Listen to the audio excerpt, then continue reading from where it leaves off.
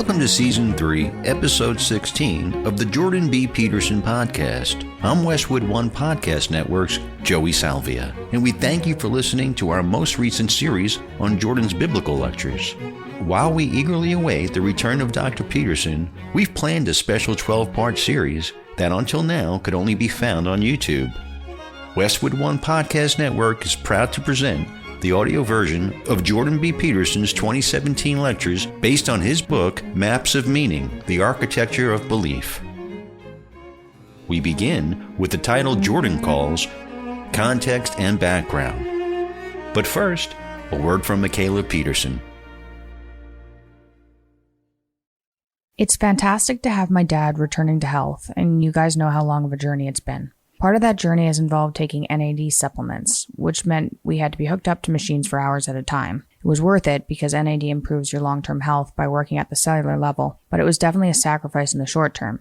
That's why I'm glad to have found a supplement called Basis made by the company Elysium. Basis is the first and only NAD dietary supplement based on 25 years of research in the science of aging. It works by activating what scientists call our longevity genes and changing the way you age. Many of the benefits of increased NAD are things you won't feel right away, like enhanced mitochondrial function, active longevity genes, and improved DNA repair. But many people also report increased energy levels, better sleep, and more satisfying workouts. Plus, it's easy. Just take 2 capsules a day to improve the way you age.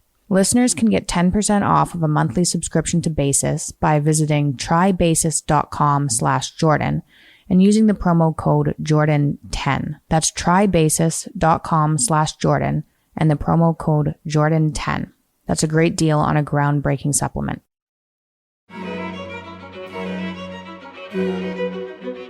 Maps of Meaning, The Architecture of Belief, a Jordan B. Peterson lecture, Episode 16, Context and Background. I should tell you first about the genesis of this theory, I suppose is the right way of putting it. When I was about your age, and that was back in the early 80s or thereabouts, and this was particularly true around 1984, but it was true before that too. Every generation has its worries, real or imagined, and the primary worry for people of my generation was the nuclear war. And, it was a genuine worry. At one point, many years later, I went down to Arizona to visit an ICBM, a decommissioned ICBM nuclear missile silo. And the ICBMs, intercontinental ballistic missiles, were very large rockets, right? They could fly halfway around the world. And it was deep underground and behind very, very thick steel doors. It was light green, that pastel green that everyone seemed to like in the 1950s? It was like pastel green Star Trek console. That's what it looked like. And so we went down out in the yard. It was in the desert. Out in the yard, there was a very, I would say, magical object, for lack of a better word. And that was the nose cone for the ICBM. And it was quite big, about that high, pointed like the point of a bullet, about 3/4 of an inch thick plastic, a kind of a resin. And it was designed to melt on re-entry. So that was just sitting there. So that was fairly thought-provoking, let's put it that way. And then we went into the missile silo. Interestingly enough, appended to the front of it, it had been decommissioned under Reagan, by the way. In the front of it, there was a museum with artifacts from the 1980s featuring Reagan and Gorbachev meeting multiple times. And it was staffed by these Americans from the South who were grandparent age, and they were just super friendly. And, they were happy to be in the museum. It was like going to visit your grandma's nuclear missile silo. And so it was jarring, because it's obviously a portentous place, and yet it was conjoined with hospitality and welcoming. It was surreal in that manner. Anyways, we went into the silo, and they ran us through a simulated launch. So imagine a panel like this made out of metal, except twice as long, with another one of these things at the other end, 16 feet across or so. Basically 1950s technology, but updated. And then imagine that what you had to do to launch it was that there was a guy with a key and there was another guy with a key, and if I remember correctly, the keys were around their necks, although I don't think they were stored around their necks permanently. And so to launch the missile, you had to put the key in the lock, both of you. That was the safety precaution. It had to be two of you. You put the key in the lock and hold it for 10 seconds, and then away the missile goes. And it wasn't as big, the missile wasn't as big as the rockets that went to the moon, but it was plenty big. You know, the silo itself would have easily been as wide as this room is, and perhaps larger, and many, many stories tall, you know, because it was nested underground. So they ran us through a simulated launch, which was surreal, I would say. And then they told us that someone asked, and they said the keys were in once. Now, they wouldn't tell us when, but, you know, that would have been during the Cuban Missile Crisis, because we were that close. And we were close again at other times, although perhaps not that close. And there seemed to be another peak of conflict in 1984, when there was a movie showed at that time called The Day After, which at that time garnered more views than any movie ever had on TV. And it was a story about the aftermath of a nuclear war and the people who were left. And it was pretty realistic and pretty frightening. And it turned out, as I found out later, that that movie actually was one of the things that influenced Ronald Reagan to put pressure on or negotiate with the Soviets, depending on how you look at it. And so, well, and then, you know, 5 years later, the Soviet Union collapsed. No one saw that coming. And it really didn't collapse in 1989 in some sense, you know, like a huge machine like that doesn't fall apart all at once. It falls apart over time, and then at some point it just becomes unsustainable and topples. And, you know, it's like they lost faith in their doctrine, and for good reason. You know that the system in Russia, the Soviet Union, which was a collection of states, an empire, and the system that Mao established in China, and the system that still exists in Korea as a remnant of the Cold War, and systems in Southeast Asia and in Africa, were all predicated on Marxist presuppositions.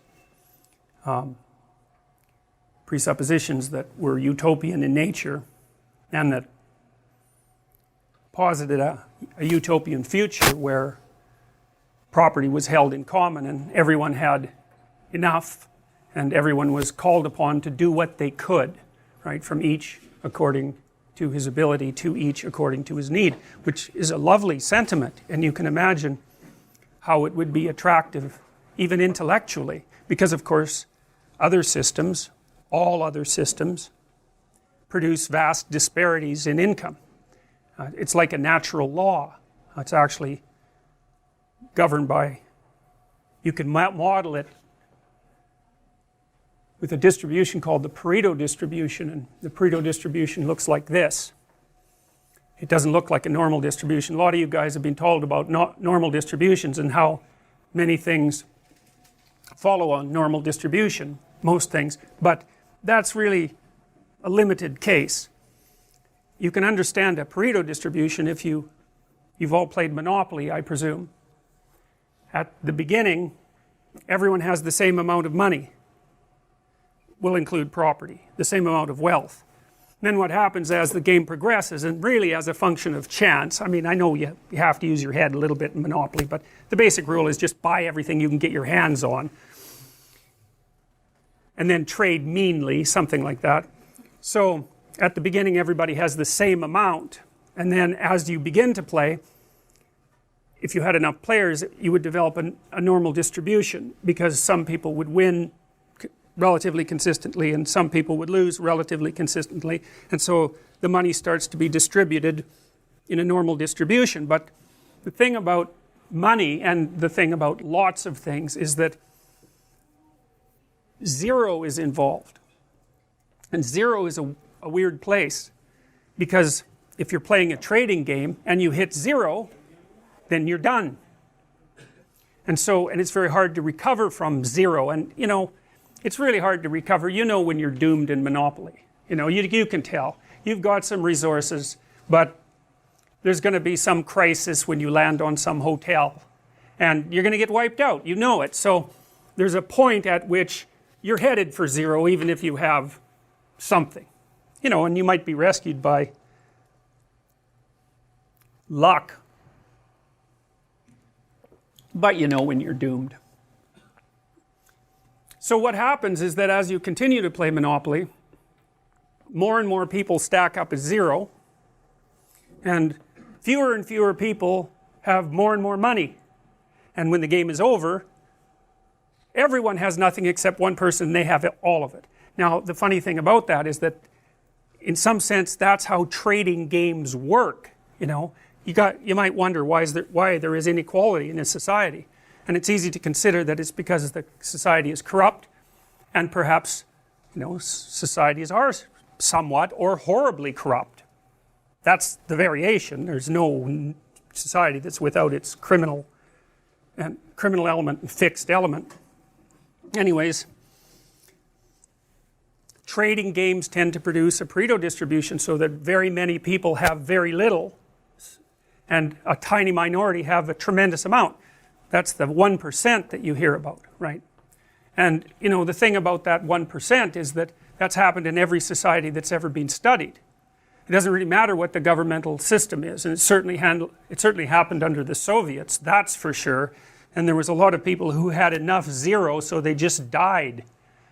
So, the utopian dream was completely unimplementable for a variety of very complex reasons. One is that it's very hard to fight against that distribution pattern when people are trading, because mere statistics will do that. And then there's other things that, and I should tell you as well that the Pareto distribution governs a lot of things. So, like if you look at books, if I remember properly, last year there was something like 1 million English language books published. And I think 500 of them sold more than 100,000 copies, which is none, right? That's none. And of that 500, you can be sure that one of them was by Stephen King, and he took half the money, because there's like 5 authors in the English language who are on every airport paperback stand, occupying the top rung, and that's massive real estate, right? Because it's replicated everywhere. And because they're so prominent, and because there are known names, when people are in a hurry and they just want something to read, they just grab that, and then more money goes to those people. And so, success breeds success, and failure breeds failure, and it's not necessarily linear. And that's a really difficult thing to deal with. And it's hard on societies, because one of the things we do know is that, as you stretch out the inequality, you make men, particularly on the lower end of the distribution, more and more likely to be aggressive. It's sort of like, you imagine every man has a threshold for violence, and status is important to men. Not that it's not important to women, but it's different. It's a different kind of status. Status is important to men because it's one of the things that makes them marketable as partners to women. So it actually turns out to be quite important to men. The men tend to compete with one another for status, hierarchy position. And in a really unequal society, if you're like a low rung guy, then, and you don't have any opportunity to rise, because the society isn't structured so that there's mobility, then the more aggressive guys tend to turn to criminality. And and so you could say there's a threshold for criminality, and the more inequality pressure you put on a particular area, geographic or political area, the more inequality pressure you put on it, the more men slip past that threshold and into criminality. And there's been pretty good studies done of drug gang in Chicago. That was the best one. A sociologist actually went and hung out with a drug gang he got into it. I guess the drug gang leader was, I wouldn't say necessarily narcissistic, but that might be a reasonable way of thinking about it. And he was kind of happy with the idea of maybe being the subject of a book. And so this guy was able to associate with them, got to know them quite well. And then the housing project in which the gang was housed was slated for demolition, and the gang broke up. And he got the books, because they kept books. And what he found was the average street drug dealer, first of all, was employed in another job as well, and was making far less than minimum wage. Now, but the guys, further up the chain, of course, followed the Pareto distribution, and so there was a tiny minority of them who were raking in a tremendous amount of loot, and the guys at the bottom were just waiting around for the possibility that they could rise up the hierarchy. And it's a pretty violent game, so the chances that someone's going to be taken out is pretty high, and then a little slot opens up for some opportunistic second rater, and perhaps he can move up the hierarchy. So the Pareto distribution governs all sorts of other things too. I mentioned it governs the popularity of books, the sales of books, but it also characterizes the distribution of everything that people produce. So if you think of creative production of any sort, artistic production, industrial production, it doesn't matter. Almost everything fails, and a few things succeed beyond anyone's wildest imagination. Apple's a good example of that. The iPhone, they have their competitors, but it's an extraordinarily dominant product, and they rake in billions of dollars. I don't know if Apple is valued at $1 trillion, but it's close to that, and that's a lot of money. And I think, if I remember correctly, it's something like this. I probably have the figures wrong, but like the top 40 people, the richest 40 people in the world have as much money as the bottom 2 billion. Right? Now, it's not like they're stuffing their mattresses with that money, or they have a skyscraper full of cash. That money is out in the economy doing whatever money does. So, you can't spend $28 billion. So, and sometimes you can even do some good with it. Bill Gates seems to be doing something reasonable with his money. But the reason I'm telling you this is because one of the things you should know is that this proclivity for inequality is pervasive among the creative products of human beings. It's the case with goals scored in hockey. My son told me, and he's a reliable source on hockey statistics, that if you don't count any of the points that Wayne Gretzky managed with scoring, he still had enough points just with assists to have more points than any hockey player that ever played. So, even at the upper end of the distribution, there's some person who's, they're so good at what they do, and then there's another person that's so much better than them that it's not even comparable. And so, and the benefits flow to people who are in that position. And you can understand why, I would say, because, let's say you start writing and you get a book, and rare things, very rare things to have happen, and then some people read it and they like it, and then of course it's much more likely that you'll get a next book, and if people like that, well, it's even more likely that you'll get a third book, and then people start to know who you are, and then because they know who you are, they phone you up and offer you opportunities, and your network grows, and it's like this exponential increase in your reach and your capacity for production, and more flows to you. And then on the other hand, if you start to fail And, why would someone fail? Well, God. One idea that's very common in our culture is that poverty is caused by lack of money, and that's a really stupid idea, because money is very difficult to handle. I had clients who were, drug addicts, and the worst possible thing that could happen to them was that they got some money. They're just done. First of all, they were hanging around with people who were little on the sociopathic side, and so especially if they weren't that bright and couldn't defend themselves very well, as soon as they got money, well, it was off to the bar with all the friends. And one guy I remember in particular, every time he got his disability check, he was gone for 5 days. You usually found him in a ditch, because he'd just go to the bar, spend every cent he had on alcohol and cocaine, and wake up in a ditch, 3/4 dead, eventually completely dead. And, then he was ashamed and horrified and repentant, and he'd straighten himself out again, and then that was all well and good until, as long as he was broke, until the next check showed up, and then bang, the same thing. So, it's not like money is necessarily a good for everyone. It's hard to manage money.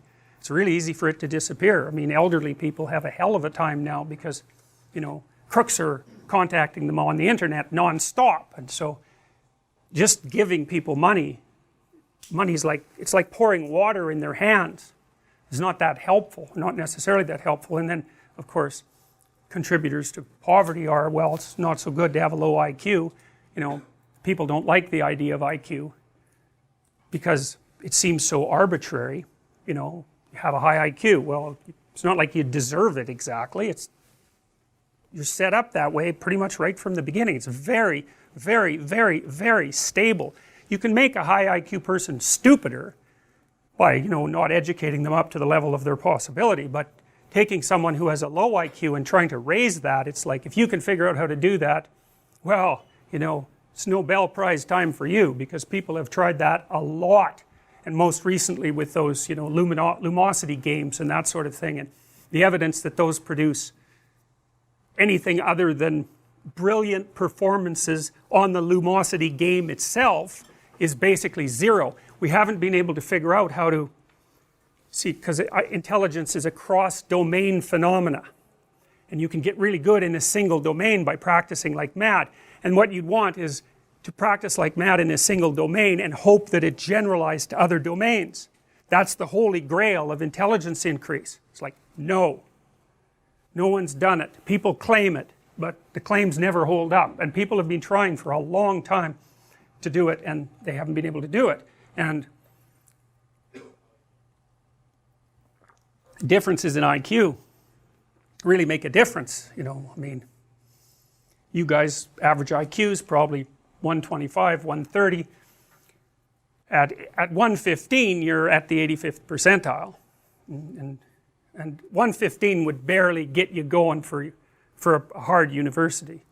130, you're probably graduate school material. 145, you're up there at the range where you can probably do pretty much whatever you want, although as you get smarter, the scatter between your abilities increases. So you might have a very high verbal IQ but not be so good at mathematics, or the other way around.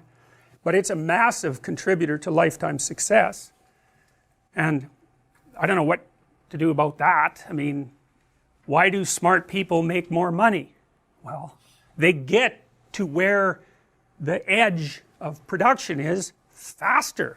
So if you have 1,000 people and you rank order them by IQ, the smart people are going to come up with the new ideas first. And they're going to have more ideas. And they're going to strategize better. And, with an IQ of 90, which is 15% of the population, you think about that, it's 15% of the population.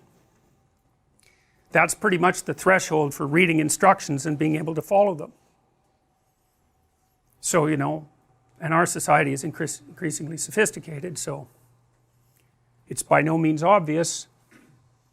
The liberals think, well, this society is unfair because there's unemployment, and the conservatives think, well, there's a job for everyone. but none of them think, well, there are massive, massive, massive differences in people's ability, far greater than anyone realizes, and that poses a structural problem. I had a client, and I got him a volunteer job, which is way harder than you think. You need a police check, for example. Like, it's harder to get a volunteer job than a real job. But we got him in a volunteer job, and he had to fold pieces of paper, letters. He worked at a charity. He had to fold pieces of paper in 3 so that he could put them inside envelopes. And then the letters, which were in a pile, had to be matched with the proper envelopes, which were also in a pile. But some of them were French and some of them were English, so the French ones had to be matched carefully to the French envelopes. And then if there was one envelope out of order, well, then he had to figure out whether it was the papers that were out of order or the letters that were out of order. And then some of the letters had photographs attached to them, and you weren't supposed to bend the photographs, but they weren't always in the same place, so that meant you had to figure out how to fold the paper in 3 a bunch of different ways without creasing the photograph. And then the other thing is, and I never realized how difficult it is to put a piece of paper in an envelope till I watched someone who couldn't do it, and he probably had an IQ of about 80. If you met him on the street, you wouldn't think anything different of him. He was a normal looking guy, had some other problems. I trained him to fold those damn papers for like 30 hours, and he got reasonably good at it. But if you're good at it, and you probably all are, you fold it and the edges line up exactly, like really exactly. The tolerance is probably 1/2 millimeter, something like that. Then you do the second fold and the tolerance is the same. But let's imagine that the first fold you're out by 1/8 of an inch, and the second fold you're out by 1/8 of an inch, so it's a little crooked. And that means in total you're out by 1/4 of an inch, and then it won't fit in the damn envelope. So then you kind of crumple the envelope when you put it in there, and then it gets stuck in the sorting machine. And so he sweated blood trying to do that job, and they eventually planned to fire him.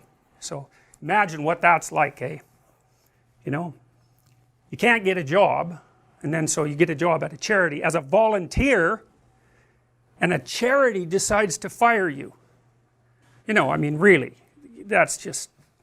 So I talked to the woman who was running it and suggested that might be a little on the devastating side. She had her reasons.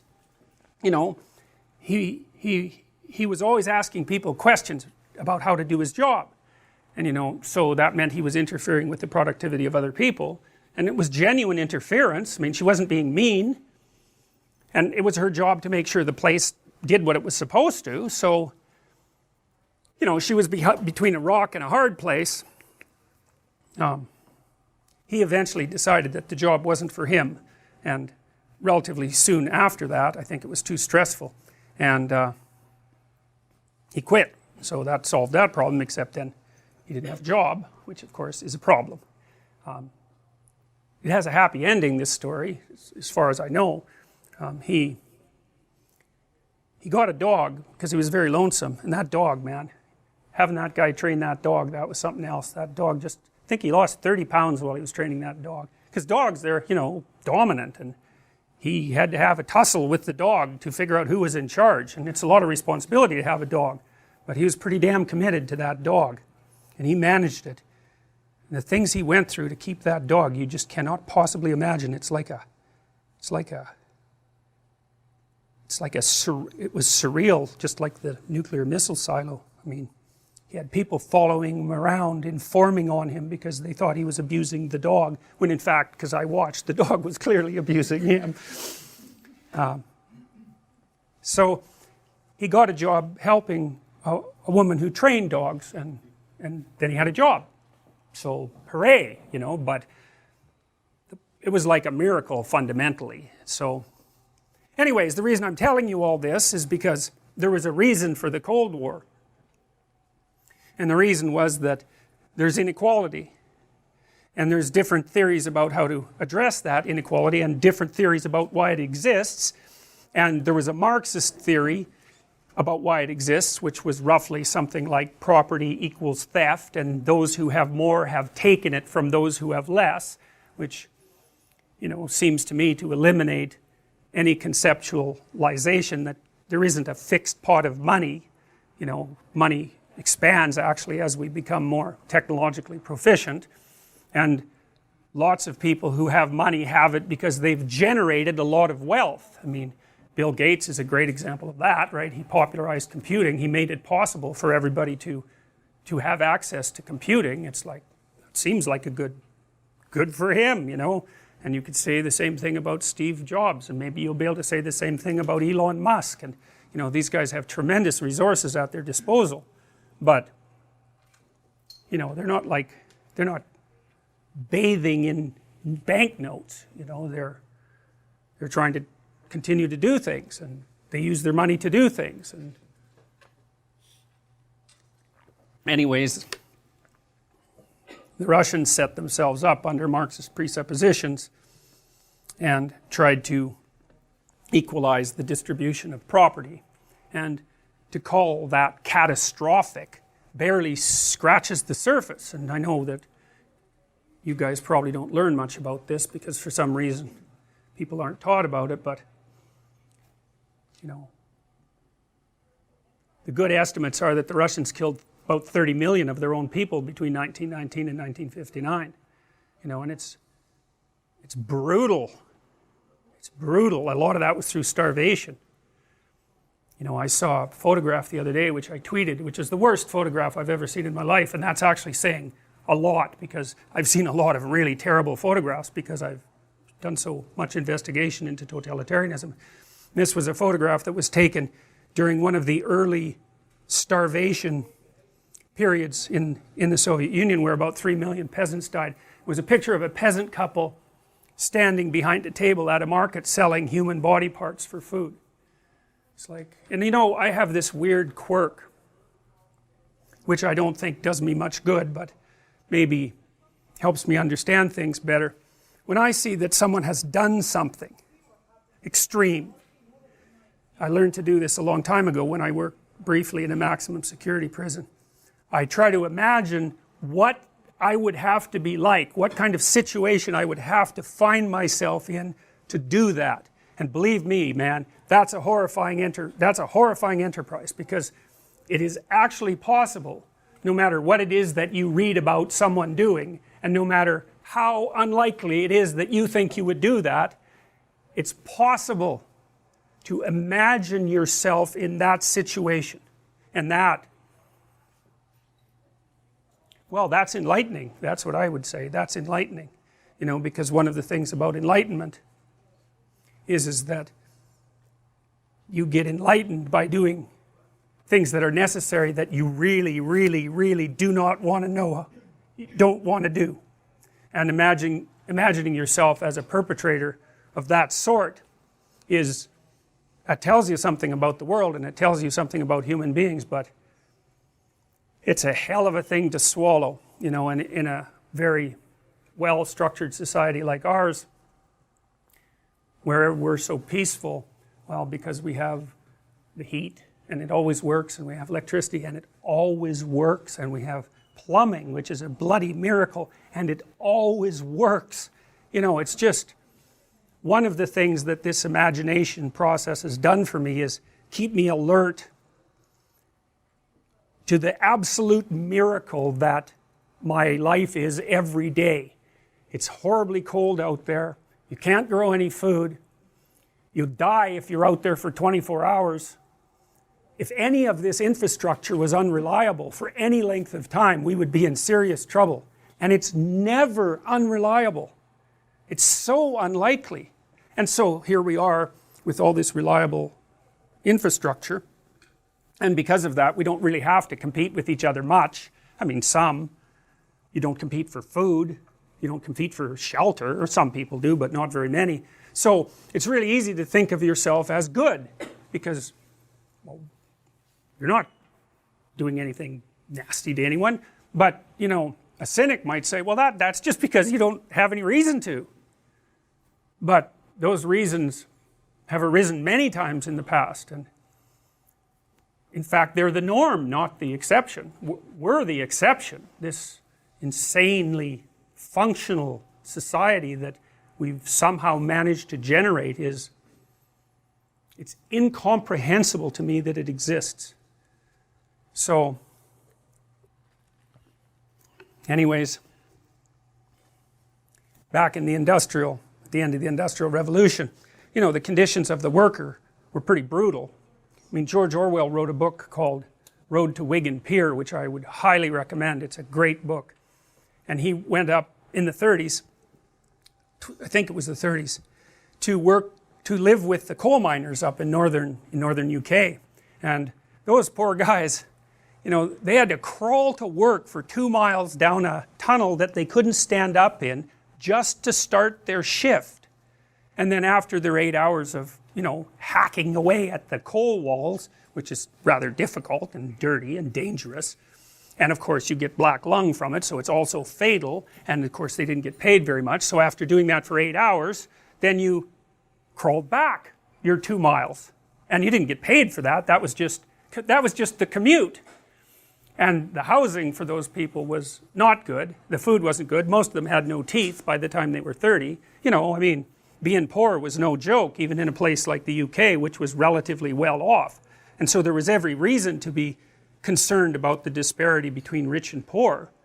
And poor is the natural state, you know, that in the Western world in 1895, the typical person lived on $1 a day in today's dollars. And, you know, that's not uncommon in many places in the world now. So there were reasons to be concerned with inequality. And, you know, the Russians took one pathway inspired by Marx, and we took another pathway inspired by John Stuart Mill and John Locke and the English tradition, I would say, of democracy, and competed for 70 years. And things seem to have worked out better here. But it was a hell of a competition. And there were real differences in opinion at the bottom of it. And those two systems turned into armed camps. And that's not over exactly, you know, I mean, there's the Chinese, although they're a hybrid now between communism and capitalism, and hopefully they're more interested in getting rich than they are in, you know, having a war. Greed is a good motivator. Surprisingly enough, it's kind of reliable. But anyways, by 1989, the jig was up. It was obvious that the Soviet system was not functional. There were no consumer goods, that's for sure, even in the main department stores in Moscow, and people just kind of lost faith in the whole project. You know, it became, for a while, I don't know if you know about the show Dallas. Dallas was a soap opera that ran at night, a serial, and it was about these rich Texans who lived, you know, a 1% lifestyle. And it was the most popular show in East Germany. The streets would empty so that people could watch Dallas. Well, when you're sitting in your horrible Soviet architecture flat that, you know, you had to struggle to get with your informing relatives, because 1 out of 3 people in East Germany was an informer, a government informer, and you watch Dallas, you know, there's a little cognitive dissonance occurring. And so it fell apart, and quite peacefully actually. You know, there was a bit of war in Eastern Europe, but it fell apart remarkably peacefully, and so here we are, and we don't know what to do with the pesky Russians, but at least there's no evidence that there are mortal enemies for fundamental reasons of axiomatic presupposition. And things are a lot better in the world, despite what everyone tells you, than they were 40 years ago. And they're so much better than they were 50 years ago that it's absolutely staggering. We've lifted more people out of poverty in the last 15 years that have been lifted out of poverty in the entire history of the world before then. People are gathering economic resources at a rate that even the wildest optimist really couldn't dream of speeding up. So it's not like we're without our problems, but so during that period of time I was obsessed, is a good word, with a question, and the question was, why would human beings produce two camps and then produce a massive arsenal of hydrogen bombs? And I don't know what you know about hydrogen bombs, but they have atom bombs for triggers. And that's worth thinking about, because an atom bomb, hey, that's something. But a hydrogen bomb, that's the sun. That's really something. So, and they're at the peak of the Cold War, and this is still true to some degree, there were literally tens of thousands of these weapons aimed at the Soviet Union and at the West. And that was enough to pretty much put an end to everything. And that's a dangerous game, man. And not only because of intent, but also because of the possibility of just an accident, just a mistake, or just someone who's a little crazier than you might want them to be. And you might think, well, no one would want to bring about the destruction of the world, but that just means you don't know very much about Stalin, because of all the people who lived in the 20th century who had power, Stalin was the most motivated to bring everything to an end. There's some evidence that he was murdered by Khrushchev and his crew, and Khrushchev was the next leader. And if he wasn't murdered, he was at least not provided with medical attention when he was dying. And there is reasonable evidence that he was gearing up to invade Western Europe, and he didn't really care how much destruction would go along with that. I mean, he'd already killed tens of millions of people. He had a lot of practice. He was good at it. It didn't really bother him. Maybe even enjoyed it. So, what the hell? That's what I thought. How can it be that we are doing this? It's so insane. And so then I started to think about belief systems, because you could say that each camp had its own belief system. The one in the West was it had a very lengthy history, derived from the Greeks and the Romans and the Jews and the Christians, and from various schools of philosophy, and from the Enlightenment and all of that. And then the Soviet Union was basically predicated on a rational philosophy that opposed the axioms that the West had evolved, and each group organized their societies around that. And I took political science for quite a long time, and the political scientists and the economists, they basically thought that people competed over resources. But that wasn't a very good answer as far as I was concerned, because it wasn't obvious to me why people valued the resources they valued. The economists just assume that there's resources that you value, but people can value a lot of different things. It's not exactly fixed. I mean, you tend to value food very highly if you're hungry, obviously, but there's lots of things that we value and that we want that seem somewhat arbitrary, somewhat like a decision. So I got more interested in why people valued things and what it meant to value something, and then what it meant to believe something, and then how it could be that someone could believe something so deeply that they would risk their own death to protect it, or at least risk the death of other people, and maybe on a massive scale. Like, man, people are committed to their system.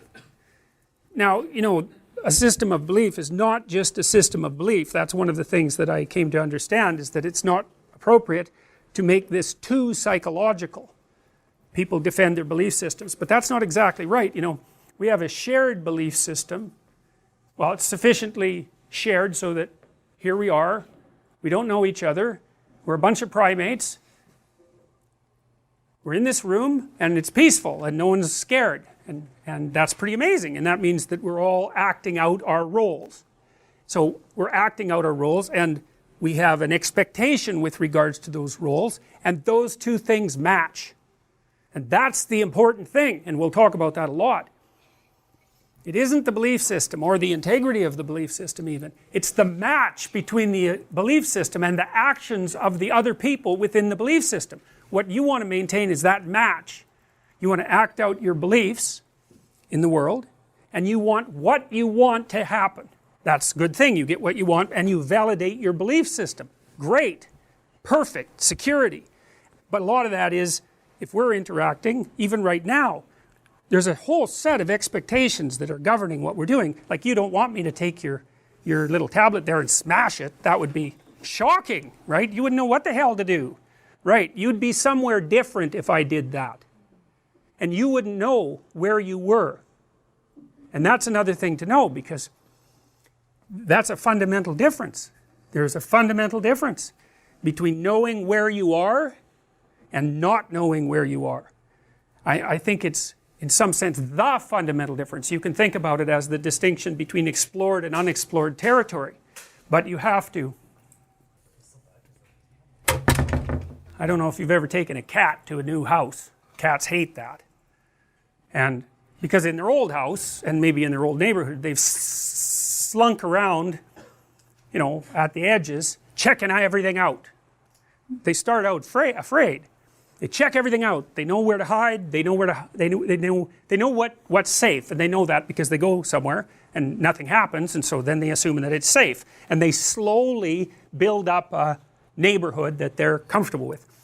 My dad used to take the dog for a walk, and then the cat got lonesome, and so it started to follow him. And first of all, it would just go along the buildings, the houses, on their route, you know, hiding really from predators. And after a while, I got kind of comfortable with that, and then it would follow right behind the dog. But it had a border, and if my dad took the dog over one street too many for the cat would just sit on the corner and you know, cry like a cat cries. It was like, that's it for me, man. I'm not going any farther out into the unknown.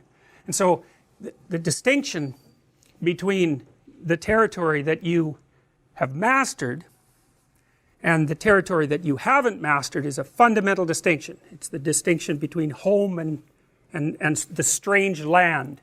And the thing about familiar territory for people is that most of the familiar territory that we inhabit is other people, because we're so social. So you can't really think, it's a weird way of thinking about territory. It's not exactly geographical, objective territory. It's territory with a dominance hierarchy in it. And the dominance hierarchy has a predictable structure, and you know where you fit in it most of the time. And so that when you act out in that territory surrounded by your people, then often you get what you want. And you're so thrilled about that, because you just don't want someone acting erratically around you. And you know that. So you walk down Bloor, and there's people there that should really be institutionalized, but we deinstitutionalized them all so they could be free, and free to be, you know, suffering and malfunctioning out on the street. That's what the freedom ended up being. But you know, you'll walk by someone like that who's muttering away to the voices in his head, and you know, maybe striking out against whatever it is that's plaguing him, and you won't make eye contact. You might even go across the street. You're certainly going to give him a wide berth. You're going to keep a distance between him and you, and you're going to hope that you don't attract his attention, because he's not in the dominance hierarchy, and you don't know what the hell he might do. And that's unexplored territory too. That's another way of thinking about it. Like, we inhabit time and space, not just space and not just time. We inhabit time and space. And our territories are spatial temporal. We're here now. And this is safe now. And it's safe partly because of the physical structure and it's working. But it's also safe because none of you are manifesting peculiar behavior. But if you started to manifest peculiar behavior, if you stood up and started muttering or yelling, or maybe attacking someone next to you, all the rest of you would freeze first, because then all of a sudden this would be unexplored territory. the match between what you want, which is a peaceful lecture that you hope has some content, the match between what you want and what's happening has vanished. And so then you don't know where you are. And so then what do you do when you don't know where you are? What do you do when you don't know what to do? Well, if you're a computer, you just crash. But, you know, what good is that to you? You're just going to die? That isn't helpful. You freeze first, and then maybe you cautiously attend, or maybe you don't. Maybe you just keep your damn eyes averted, and you sit there and you hope that no one notices you. That's a prey response, right? That's like a rabbit frozen when it thinks a fox is looking at it. And we were prey animals for a long time. There was a cat that they recently discovered, a prehistoric cat that had this bottom single tooth, and they found out that a human skull fit right inside its mouth, and so it could grab you here and pierce the back of your skull with its single tooth, and that's what it was evolved for. So, you know, it's under such conditions we evolved. And we're predators, obviously, but we're tasty predators. And so other things were perfectly happy to eat us. And so when you're where you don't know what to do, you act like a prey animal. And that's probably what you should do, because maybe if you keep your head down and you shut the hell up, there won't be any attention attracted to you. And maybe you'll get through it. You know, you might decide, unlikely, to intervene and take the guy down, but you would be the exception rather than the norm, and it's unsurprising. Okay, so what I came to understand was that belief systems regulated emotions, but not exactly psychologically. Like it isn't exactly, and this is sort of like the terror management theories, it's not exactly like you have a theory in your head and the theory explains the world, and because the theory explains the world, the theory is what's making you secure. It's kind of like that. It's like you have a theory in your head and the theory makes you feel secure because it explains the world, but the reason it explains the world is because other people have the same theory in their head, and then when you both act out the theory, you both get what you want. And it's the coming together of the theory and the outcome that makes you, it's life. Not only does it stop you from being anxious and often make you happy because you get what you want, but it's not just psychological, you know, the fact that we do this, that we cooperate within our societies, we match our belief systems and then act them out, that's the predicate for a productive society. So it's actually, it isn't just that it saves you from death anxiety like the terror management theorists have it, it saves you from death. And that's good. I mean, being protected from death anxiety, yeah, good, that's great too, man.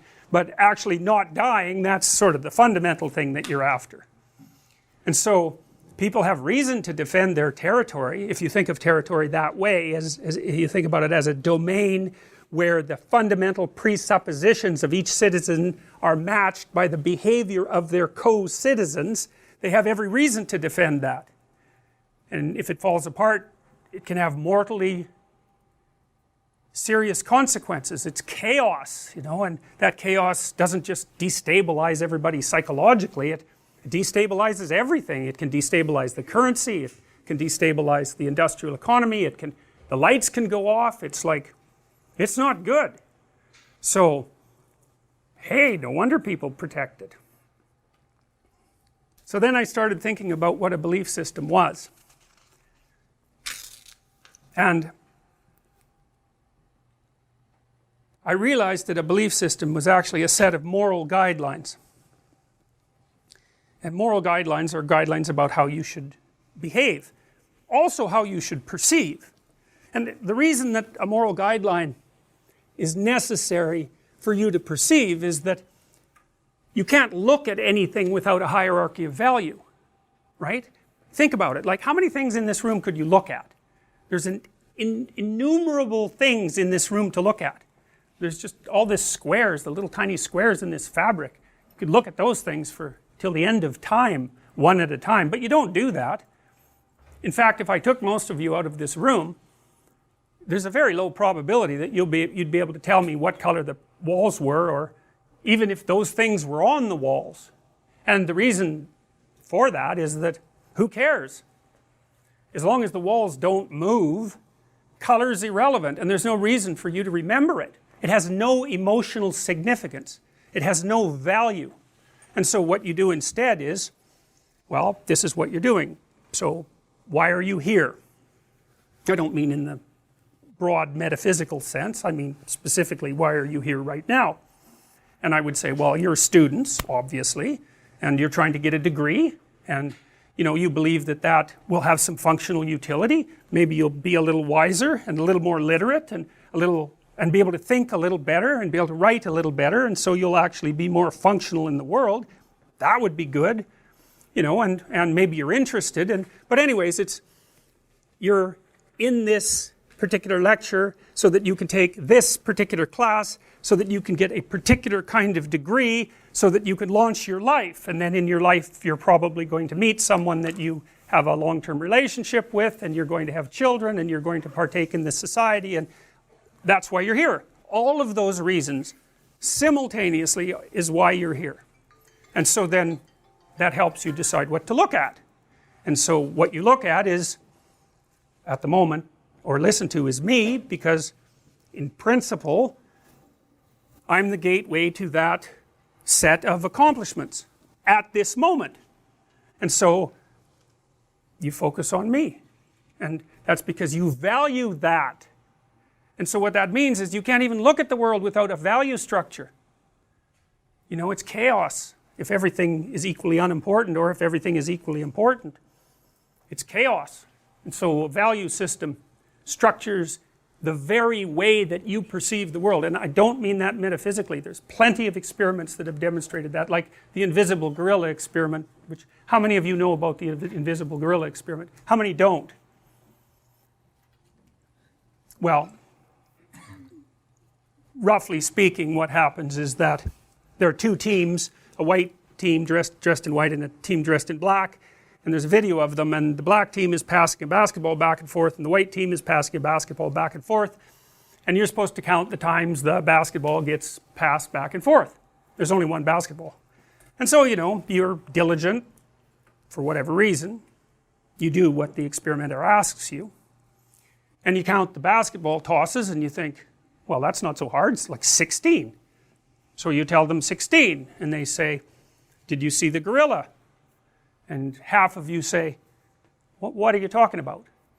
And the experimenter says, well, let's watch again, but this time don't count. Well, sure enough, like 30 seconds into the video, and the players fill the video screen. It's not like they're 300 yards in the distance, like little ants playing basketball. They're right filling the screen. You can see their faces. Sure enough, a minute into the video, this guy in a gorilla suit, and he's not little, and neither is the gorilla suit, he comes out, bangs his chest right in the middle of the screen for 5 seconds, and then disappears. And more than half actually, of people don't see that. And it's even worse. Dan Simon did another experiment where you're at a counter, at a store, and there's a clerk there, and you're talking to the clerk, and the clerk goes down hypothetically to get something, and a different clerk pops up, and you'd think, hey, I'd notice that, but you don't. And you can even vary the clerk quite a bit, and people don't notice. So we focus on very particular things, and the reason we don't notice is because it actually doesn't matter. In terms of our ongoing action at that point, the clerk is interchangeable. As long as the entity there acts like a clerk, that's sufficient. So, belief systems structure your perceptions, value systems. We're going to call them value systems. They structure your perceptions, and they also guide your actions, because you act in accordance with your values, conscious or unconscious. You have values that you don't know about because you just don't know yourself very well. You can tell that you have values that you don't know very well, because sometimes you get attracted to people that you know perfectly well. That's a mistake. Or you're trying to tell yourself to study and you don't. And so there's you're not really in control of yourself to any great degree. Some, and the more integrated you are, the more control you have, but you're kind of a loose collection of arguing sub-personalities, and they're more or less directed towards a single goal, but it depends on how committed you are to that goal, how much you've thought it through, how much you buy into it, how many of the contradictions in your world representation you've managed to iron out, and all of that. So, but in any case, it's value systems that govern action and perception, and so we're going to take an existential perspective, a phenomenological and an existential perspective in this course. And phenomenological means that we're going to base our presuppositions on the idea that what you experience is real, all of it. We're not really dividing the world into object and subject. That isn't how this particular approach works. It's more like you have a field of experience. It includes things like pain, which is not really something objective. But it's real. One of the things I've come to understand is you are not required to believe what I'm telling you, by the way. If you have an argument about why some of this doesn't make sense, then, follow that sucker, because I'm trying to tell you what I've reached with regards to bedrock presuppositions, and I haven't been able to put pry bars underneath them. But that doesn't mean you won't, and you should try. Anyways,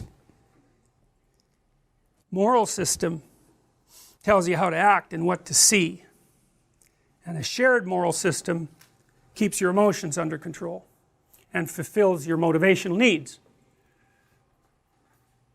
Now there's this old idea of David Hume's, and David Hume famously posited that you cannot derive an ought from an is. And what he meant by that was that merely knowing the objective facts about something does not tell you how to implement those facts in your life, and that's actually a gap. Now you could say, and I think this is the case, that that's actually a necessary consequence of the scientific endeavor, because one of the things that you're trying to do as a scientist is to strip away the value of the object, right? Because I don't care what your idiosyncratic notion of the object is. I want to know how you perceive the object such that everyone else will perceive it at least that way. And so that takes the subjectivity completely out of it. And so it might just be a necessary consequence of the scientific method that it doesn't have a morality implicit in it. People argue about that. Sam Harris, for example, argues, he believes that we can come up with a scientific morality. I don't believe that, because I don't think that you can make rational judgments about value. It's too complicated.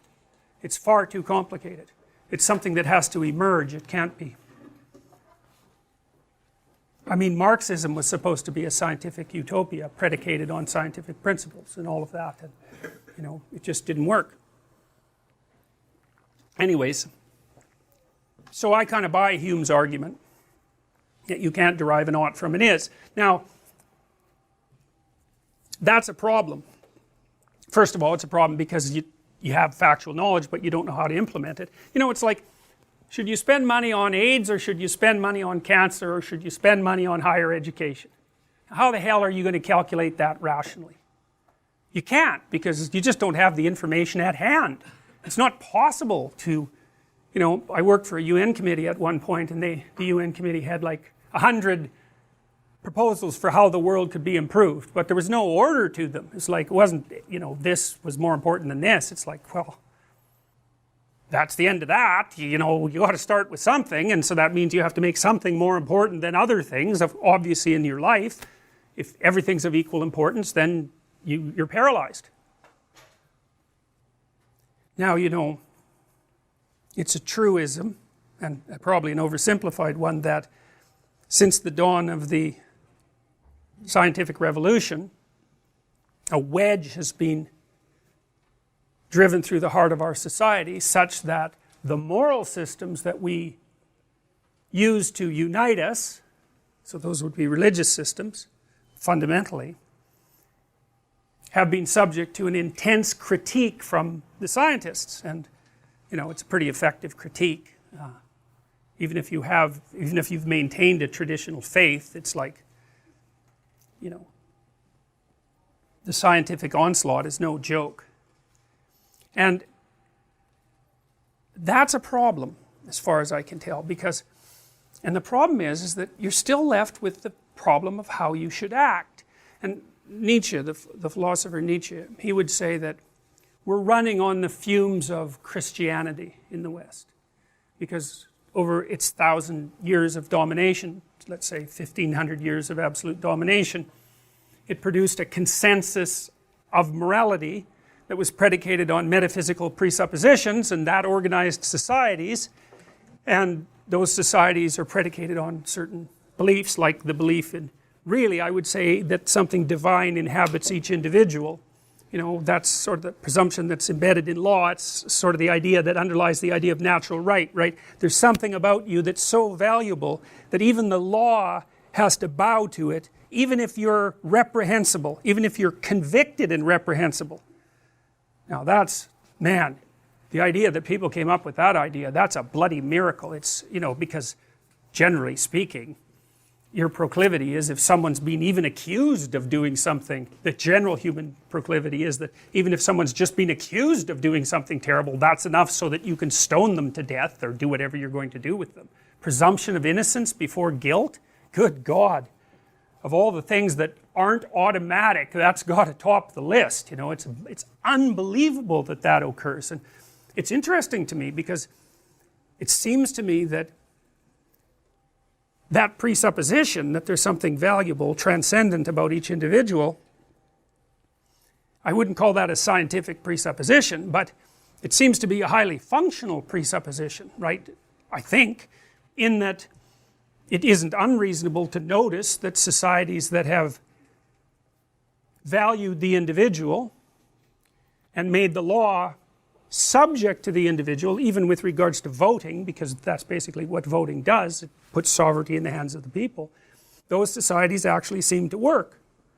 Now, whether they'll work for the next 300 years, who the hell knows? I don't know, but they've worked pretty well for the last 500 years, let's say, and we've got it pretty good right now, and I suspect most of you are rather pleased that the law recognizes your value as individuals, and you take that for granted, right? You think you have rights, and of course the rights that you have, natural rights, are logical consequence of your transcendent value, and that's nested in, this is Nietzsche's observation, that's nested in a set of metaphysical beliefs.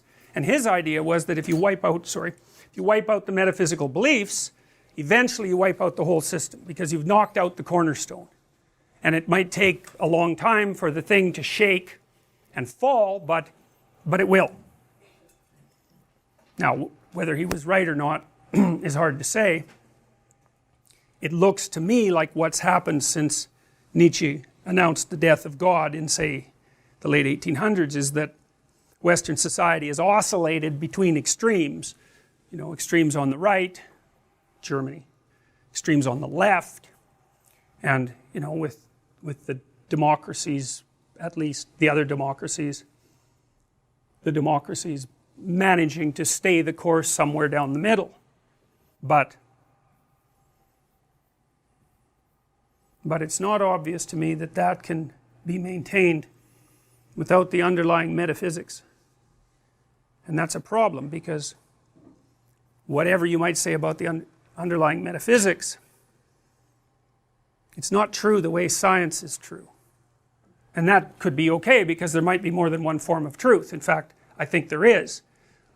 I think there's pragmatic truth, and I think pragmatic truth is actually deeper than scientific truth. And pragmatic truth is the truths that enable you to act in a manner that improves the probability, roughly speaking, of your existence and your reproduction maximally. That's a Darwinian idea. And one of the things about the Darwinian theory, this kind of puts it in opposition to scientific materialism, I would say, is that the Darwinian theory is that you don't have privileged knowledge of the world. And you can actually tell that because you die. Right? If you knew enough about the world, you wouldn't die, and you do die, and so you're an embodied theory of sorts, and that theory is good enough to get you along about 80 years and produce some reasonable probability that you'll have children and that they'll survive. That's it, man. That's what you've managed after 3 billion years of evolution. It's a good enough solution. It's a good enough way of acting, and we don't know a better way of acting, and our world conceptions are actually nested inside the Darwinian system, and they might be predicated on pragmatic truths rather than objective truths. Pragmatic truths are truths that have functional utility, and we're alive, we care about being alive, we tend to use our theories as tools. It's possible that our theories are tools, and that they're tools to help us stay alive.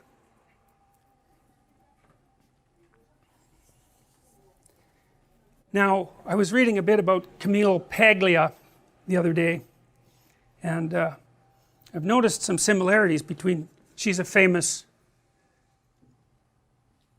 gadfly, I would say, of feminists, of classic modern feminists, although she would regard herself as a feminist. She's unbelievably smart. Like, if you want to watch someone who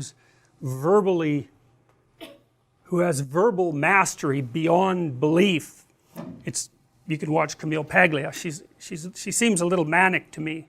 She can wrap off an argument at a rate that's just mind-boggling, and it's very coherent, and she tends to shred her opponents in arguments. She's so brilliant.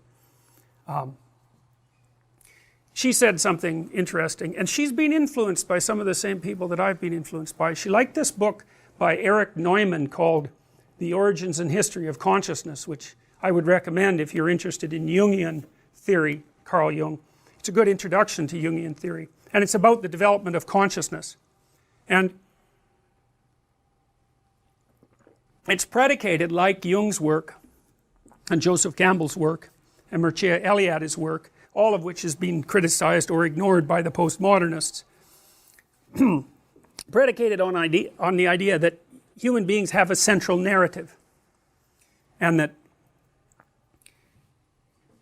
that central narrative is the dramatic expression of the necessary human system of values, and that's built into us. It's part of our nature. We have a nature as human beings. We're not infinitely malleable by culture, which is a postmodernist claim, and a dangerous one. It's dangerous if we have a nature. Paglia has this idea that the reason that you come to university and you study the humanities, or the proper reason if you do that, is not to engage in premature and destructive criticism of something that you don't even yet understand, but to learn as much as you can about art and literature and poetry and drama and fiction and religious thinking. And this is all a kind of you can think about it as what is that? What is all that? It's art. It's culture. Music belongs in that category. And like, what the hell? What about music? It's like everyone loves it, or almost everyone. It's a mystery. You listen to music and it's very meaningful. I mean, music gets people through some pretty dark times. Why? It's not obvious, that's for sure. And in most cultures, music plays a very central role in identity formation. And you guys, I think you'll probably find as you age that your favorite music will be the music that you listen to between the ages of 16 and 20. It's kind of like it imprints on you.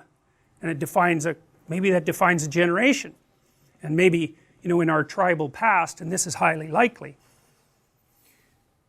when you were being inculcated into the tribal culture, that was inculcated with dance and with masks and with music all at the same time. So you're invited to participate in this drama and to take your place in this drama, and to think of that as a representation of the objective world is just not right. That isn't what it is. It's an invitation to a drama. Now then the question might be, well, is the drama real? And the answer to that is, it depends on what you mean by real. I think that great dramas are more real than real. They're hyper real. They're hyper real because they provide guidelines about how to act that are abstract and even perhaps generic, but applicable across an extraordinary broad range of situations. So imagine this, you get up in the morning, you do a bunch of things, and someone asks you what you're doing, what you did, and you tell them, well, the first thing I did this morning was open my eyes, and the second thing was think about whether I wanted to go back to sleep, and then, I took off my blankets, and then I put my feet on the floor, and then I stood up, and I was blinking while I was doing all this, and I was also breathing, and then, I looked for my clothes, and you really want to listen to that guy? You don't want to listen to that guy. It's like, why are you telling me that? I want you to tell me something interesting. Well, what is it that's interesting? And why isn't that interesting? It's not obvious. So then imagine the guy actually tells you a pretty good story, a little adventure. Probably he was doing something normal, something unexpected happened. He had to conjure up some new responses, and he either settled the problem or didn't settle the problem. Yeah, you're interested in that, especially if he settled the problem, because if he can tell you how when he encountered some unexplored territory he was able to sew it back together, then maybe you can do that when that thing happens, and that's pretty cheap wisdom for you. He had to go through all the aggravation of figuring it out, and all you have to do is listen. And that's kind of a classic story. A classic story, roughly speaking, is there's a guy, woman, doesn't matter, going about their life relatively normally. Something blindsides them, and they're in a state of chaos. Chaos is a place. Chaos is the place that you end up when what you're doing and the world stop matching. And the chaos can be of different degrees. You could wake up and find that your house was burgled. You could wake up and find that your parent has Alzheimer's or some fatal disease, or that you do, or that your whole family was murdered, or that there's a war starting, or there's different degrees of chaos. And I think you can quantify the chaos by calculating how much of what you do and expect is likely to be disrupted by the event. Now, because the more disruption, the more destabilized you're going to be, which is why if someone tells you that you're going to perish painfully in 3 months, it's like, that's a bad one. You're really in an unexpected territory there. Nothing that you assumed that was real, roughly speaking, in the world is real anymore. We like to watch people in their normal life blindsided by something, experiencing this interregnum of chaos where they explore and gather new information and retool their character or retool the world, because either of those would work as a solution, and then come out the other side and things are better than they were to begin with, or at least as good. But better is better. That's a happy ending, right? That's a happy ending. That's a comedy, technically speaking. And so what you want your life to be a comedy. Not that it's supposed to be funny, because comedy doesn't have to be funny, technically speaking. It's just the opposite of tragedy. Tragedy is when you're going along pretty well and you get blindsided, and that's that. And that can certainly happen. It happens to people all the time. But it's a comedy you want.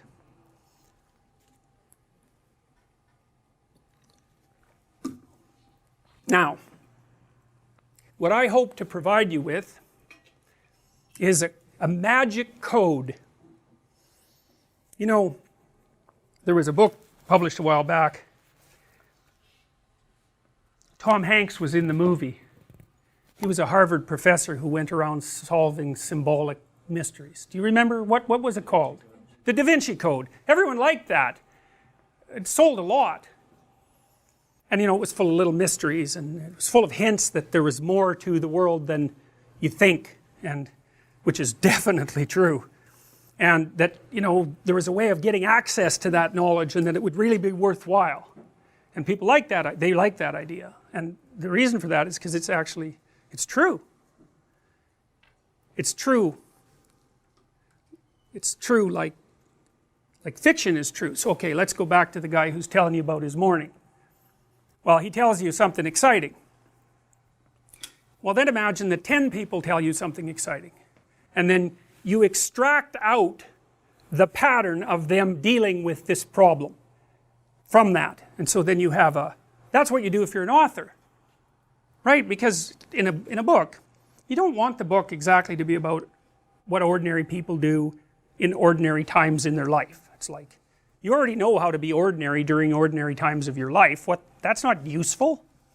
You wouldn't watch a videotape of yourself. Imagine you videotaped yourself during a day, and then next day you watched that. It's like, God, who would want to do that? So what seems to happen in stories is that they distill. So they watch people watch people, and then they tell stories about what they see, but they leave a lot out of those stories. Everything that's boring, hopefully. And then more and more stories about exciting things get sort of aggregated, and then maybe a great writer comes along and writes something really, really interesting. Profound character transformations. And then you say, well, that's fiction. And then you say, well, that's not true, because it's fiction. But then maybe that's not right. Maybe it's more than true. Because who wants the truth? The truth is mundane reality, and you've already got that mastered. What you want is the distillation of interesting experience. And you might think, well, why is it interesting? Well, that's a really good question, because you don't actually know. And believe me, you really don't know, because you'll be interested in things that just don't make any sense at all. I'm going to walk you a bit today through Pinocchio, and we'll do that more the next time too. But I want to tell you a little bit about that movie to begin with, just so you know how crazy you are. So, the plot. How many people have seen the Disney movie Pinocchio? Okay, so lots of people. So that's strange enough in itself that so many people have seen it. And it's worth thinking about. You tend to show your kids that movie. But you think about the movie, you're doing some pretty weird things when you're sitting there watching that movie, man. First of all, it's drawings. Right, and they're low resolution drawings. You don't care, and you watch The Simpsons, or maybe what's that called? The one that's been concentrating on political correctness so much. South Park. God, that animation, man, it's just awful. Right, it's just horrible. It couldn't be worse. You don't care. Like round heads, smile, little bit of shuffling. That's a person as far as you're concerned. It's just irrelevant, and if it was higher resolution, it wouldn't help. You just need the bare bones, right, to hang your perceptions on. So you watch this drawing, that's Pinocchio, beautiful drawings, animated in a sequence. You're not watching something real, you're watching a pure construction. And then you think about the plot, it's like, it's completely absurd. Everything about it is absurd. It's like, well, one of the characters is a bug, and he turns out to be like the conscience, and so what the hell is with that?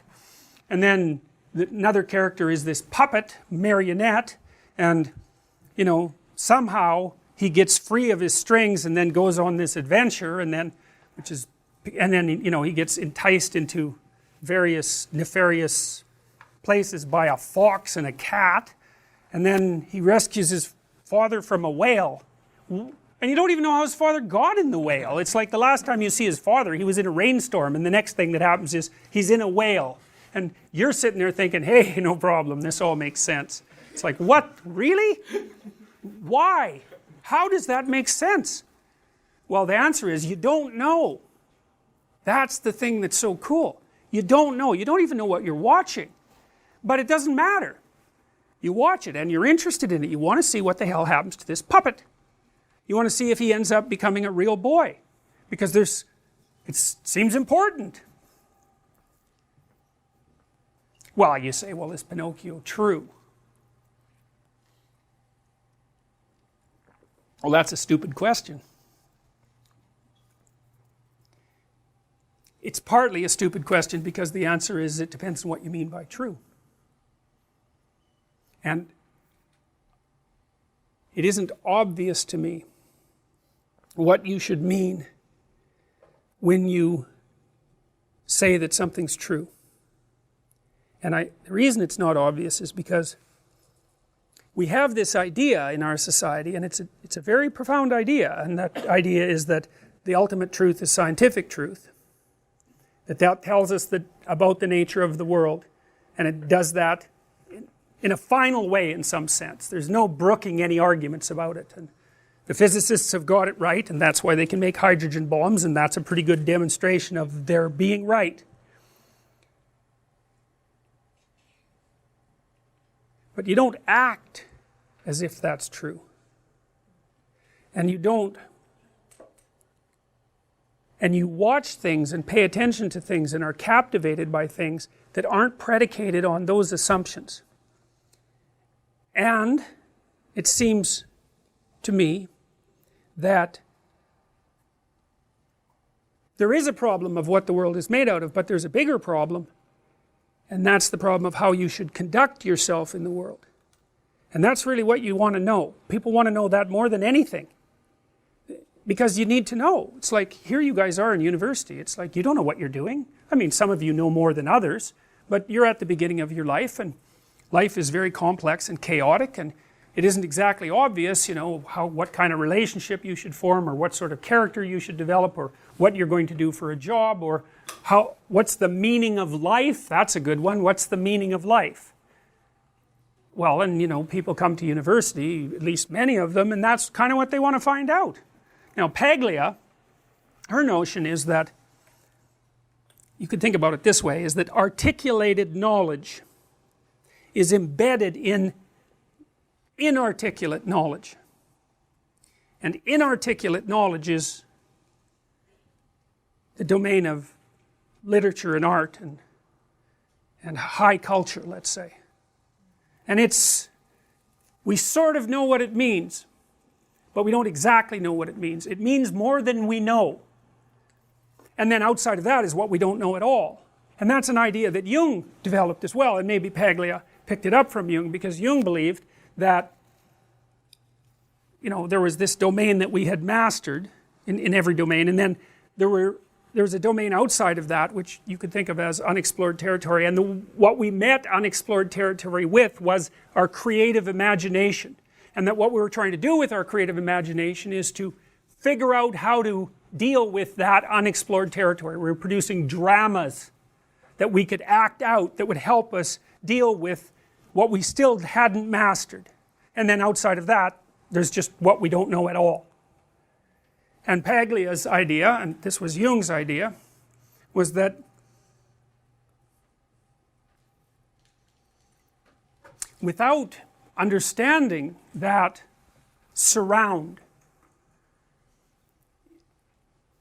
you're too atomized. You're not part of your historical tradition. You haven't incorporated the spirit of your ancestors who built all this. You're just here now. And you don't know what to do either, and you don't know how to maintain your culture, and you don't know how to serve it. And you know, you might say, well, why should you serve your culture? And, well, I have a hypothesis about that. You know, you can think about this. I don't know if it's true, but people ask what the meaning of life is, and it seems to me that meaning is proportionate to the adoption of responsibility. You know, like, let's say you have a little sister who's like 3. You're going to take care of her. Like, questioning whether that's a good idea just seems stupid. You know what I mean? It just doesn't seem like the right kind of question. It's like, well, obviously, self-evidently, let's say, that's what you do. And do you find it meaningful? It's like, probably, you know, interacting with a little kid. When I had little kids, you know, when they were like 2 or under, we took them out to see their relatives, and they were older people, and you know, they watched that 2-year-old like it was a fire. You know, every second that little kid was in the room, every single adult was focused on him. or her. That's something that people attend to, and that's a source of meaning. And what else is meaningful? Well, your family relationships are meaningful to you, and maybe the responsibility that you adopt as a friend, that seems meaningful. Maybe your decision to pursue a particular career and be of some utility in society, part of that's governed by your desire to establish some security and get ahead. It's fine, but you're also playing an integral role in the maintenance of the structure that supports you. And my observation has been that in my clinical practice is that people just have a hell of a time if they don't slot in somewhere. You think, I got to go to work at 9 in the morning, and I've got this rigid schedule. It's like, it's probably a good idea to be grateful for that, because what I've noticed is that if people pull out from those externally scaffolded systems, they drift, they get depressed, they get anxious, they don't know what to do with themselves. They're kind of like sled dogs with no sled, and we're kind of like sled dogs as far as I can tell, beasts of burden. Like, we need a load, man, we need a load. And the question is, what sort of load do you need? And here's why I think we need that. I've been thinking about how to figure out what's real for a long time, and because I'm an existentialist, I'm operating under the presupposition that you can tell what people believe by watching how they act. I don't care what they say.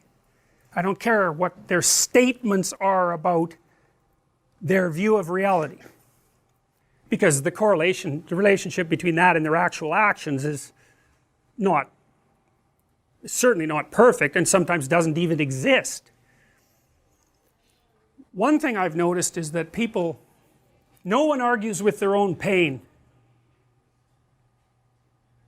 Everyone who hurts acts as if they believe that pain is real. So we could say, the ultimate reality is pain. That's how people act. It's in keeping with the claims of many religious traditions. The Jews are always recollecting past pain. The Christian God is a crucified person. There's a fair bit of pain there. For the Buddhists, the fundamental maxim is that life is suffering. And it seems to me that there's a metaphysical claim there. And the metaphysical claim is that pain is real. Now, of course, it depends on what you mean by real. But people act as if their pain is real. So that's a good place to start. Now, that poses a problem.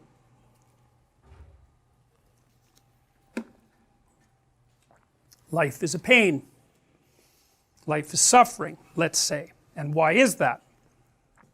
Well, it's because you can be broken, hurt, and destroyed. And so, that seems pretty self-evident. And worse, you know it. And that makes people unique. Like, that's our self-consciousness, right? That's really what separates us in some sense from other creatures. Other creatures have some self-consciousness, like a chimp can learn to recognize itself in a mirror, and so can a dolphin, but that's pretty bare bones self-consciousness. Real self-consciousness is the knowledge of your borders, and not only in space but in time. And as far as I can tell, human beings are the only creatures that have discovered the future. And that's really good because we can plan for the future, but it's really bad because the future's finite, and that's a big shock to the old system. And it's the existential burden that everyone bears, and it's associated integrally with suffering. And so then you think, well, life is suffering, and it's finite, and that's part of the suffering. That's part of what makes you question the value of existing, and maybe the value of existence itself. So then what do you have to use as a weapon against that? Well, we talked a little bit about responsibility. That seems to work,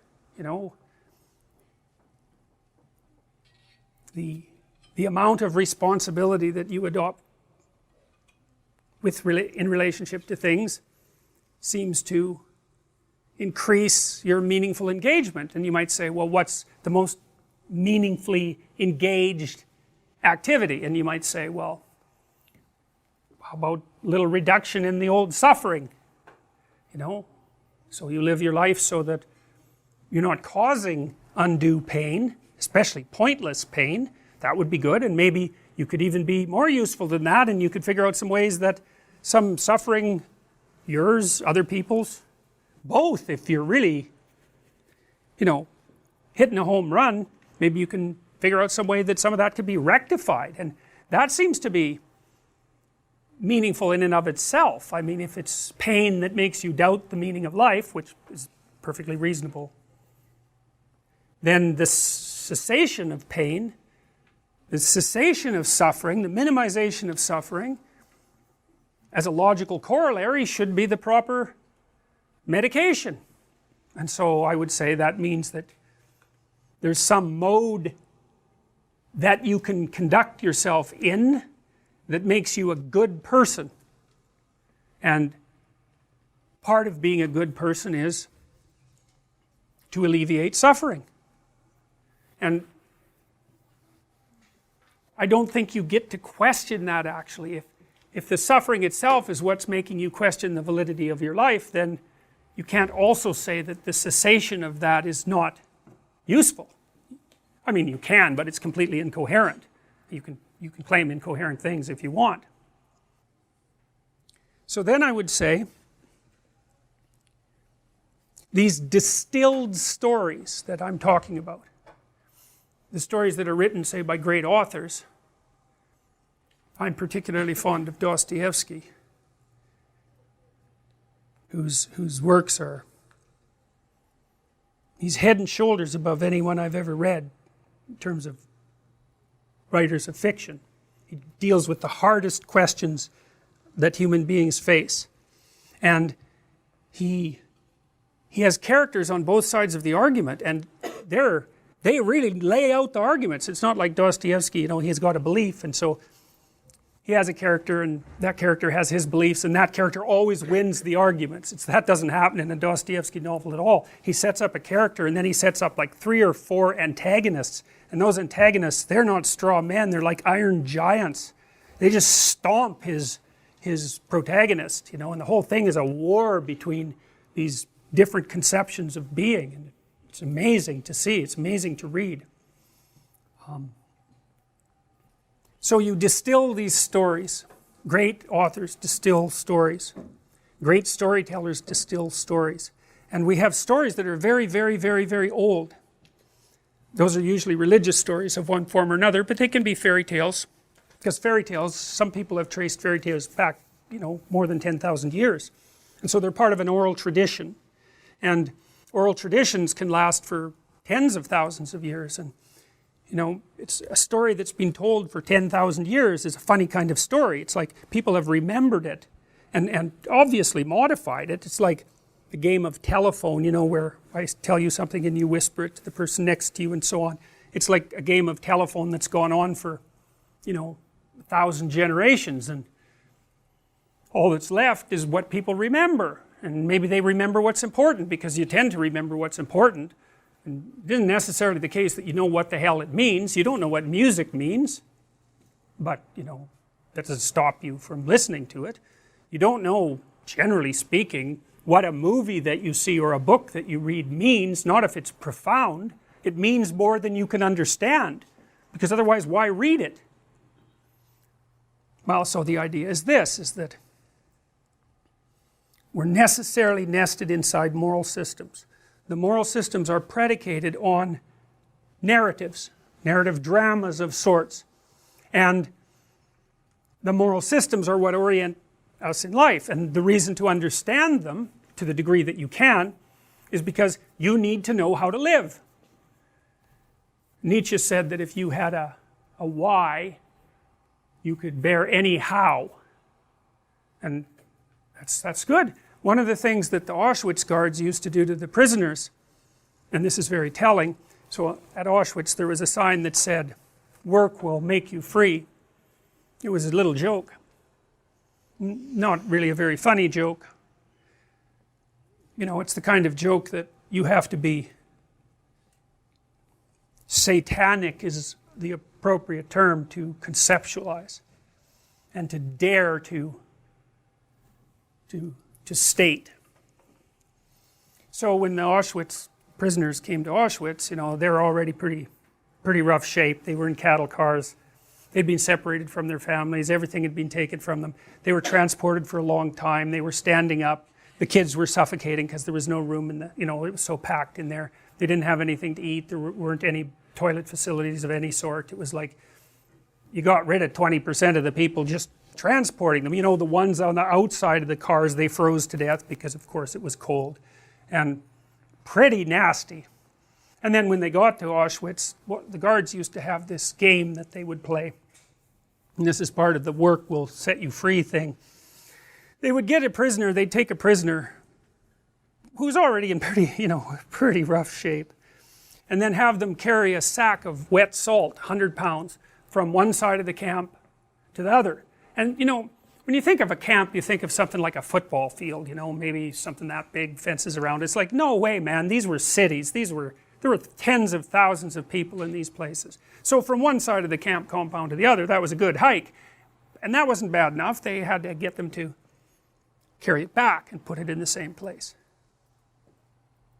Now, that's poetic in its malevolence. You know, what you're doing is you're harnessing the human compulsion to engage in useful activity and demonstrating how absolutely futile that is despite its difficulty.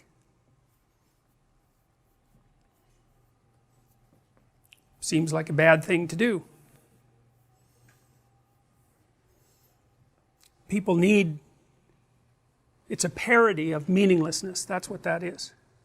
And you know, people need meaning in their lives because their lives are difficult. And so the question is, to what end should you devote your life? And another question might be, well, does it matter? Matter is an interesting word, because matter is matter. But matter is also what matters. And I would say that what matters is more real than matter. At least that's how you act. And then the question is, well, is there something you should be aiming at? It's a good question. That's the question of the meaning of life. And you know, one of the things that's supposed to happen when you come to university is that that's the sort of question that should be addressed. And as far as I can tell, and this might just be my more cynical side, what I see happening to university students, generally speaking, is that they come in clinging to the wreckage of their culture and floating with the pieces, and those pieces are taken away by professors who tell them that everything can be deconstructed and nothing has any real meaning. And it's like, when you're finally educated, it's when you're floating out on the ocean and you've got nothing to stay afloat with. It's like, well, then you're done and you can graduate. And it's like, I don't see that as useful. Quite the contrary. So let me tell you a story. The first thing I'm going to propose to you, and we'll talk about this a lot, is that you inhabit a story. That the framework through which you look at the world is actually a story. And here's the story. The story is, you're somewhere, and you're going somewhere. And, you know, that can be conceptual or whatever. It's that, but there's a gradient between where you are and where you're aiming at, which means no more really than you're doing something while you're sitting there. And hypothetically, you're aiming for something better. And so you're in a state of insufficiency, always. The insufficiencies change, and then you're trying to rectify the insufficiency, and you presume that your current state is less preferable to the state that you're aiming at. And then the way that you bring those two together is, sometimes you can do it through thinking, but fundamentally you do it through action. You do it through acting in the world. And so that's sort of the answer in some sense to the mind-body problem. You have a conceptual structure, but when you implement it, you're implementing it not abstractly, you're implementing it through action. And so that's the basic story. It's not a very interesting story, but it's the framework through which you view the world. So it's a value-laden framework. Otherwise you wouldn't be able to act and you wouldn't know what to look at. So it's a value-laden framework. You look at the world through a value-laden framework. So then we might say, well, what is the optimal value-laden framework? That's what we're going to try to figure out. Now, I told you about the war that went on between the communists and the West and how that obsessed me. And so one of the things that I really wondered about was, well, was this just an arbitrary thing? You know, like, did the communists, they had some axioms and we had some axioms, and if you're a moral relativist, you might say, well, who's to say which set of axioms are better? Or even, who's to claim that you could say that a set of axioms, one set is better than another? That's a moral relativist claim, and, you know, fair enough.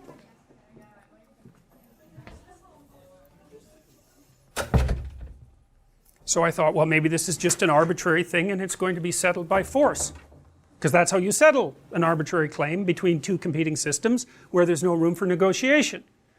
So I thought about that for a long time. I wanted to know what the roots were of the Marxist system and what the roots were of the Western system. And what I surmised was that the Western system was actually something that evolved, whereas the communist system was a rationalist construction that was imposed, and they weren't the same thing. And so then I wondered, well, what's Western culture grounded in, and is there any reason to assume that that's real in any sense? And so that's what took me into the study of the underlying stories, the fundamental stories upon which our culture, I believe, is based. And some of those are very old. I'm going to tell you a Mesopotamian story. It's one of the oldest stories we know. I'm going to tell you an Egyptian story. Those are sources of our culture. And I think those stories are grounded in much older traditions. And I think they refer to something real, actually real. Now, I already told you that there are different ways of conceptualizing real. And that my initial hypothesis, presumption, axiom, you might say, is that pain is the most real, and the reason I believe that is because that's how people act. Now, you can criticize that. You can certainly come up with an alternate conceptual framework, which the scientists have, because they believe that the most real thing is matter. Maybe we need more than one set of tools to operate in the world. It's possible.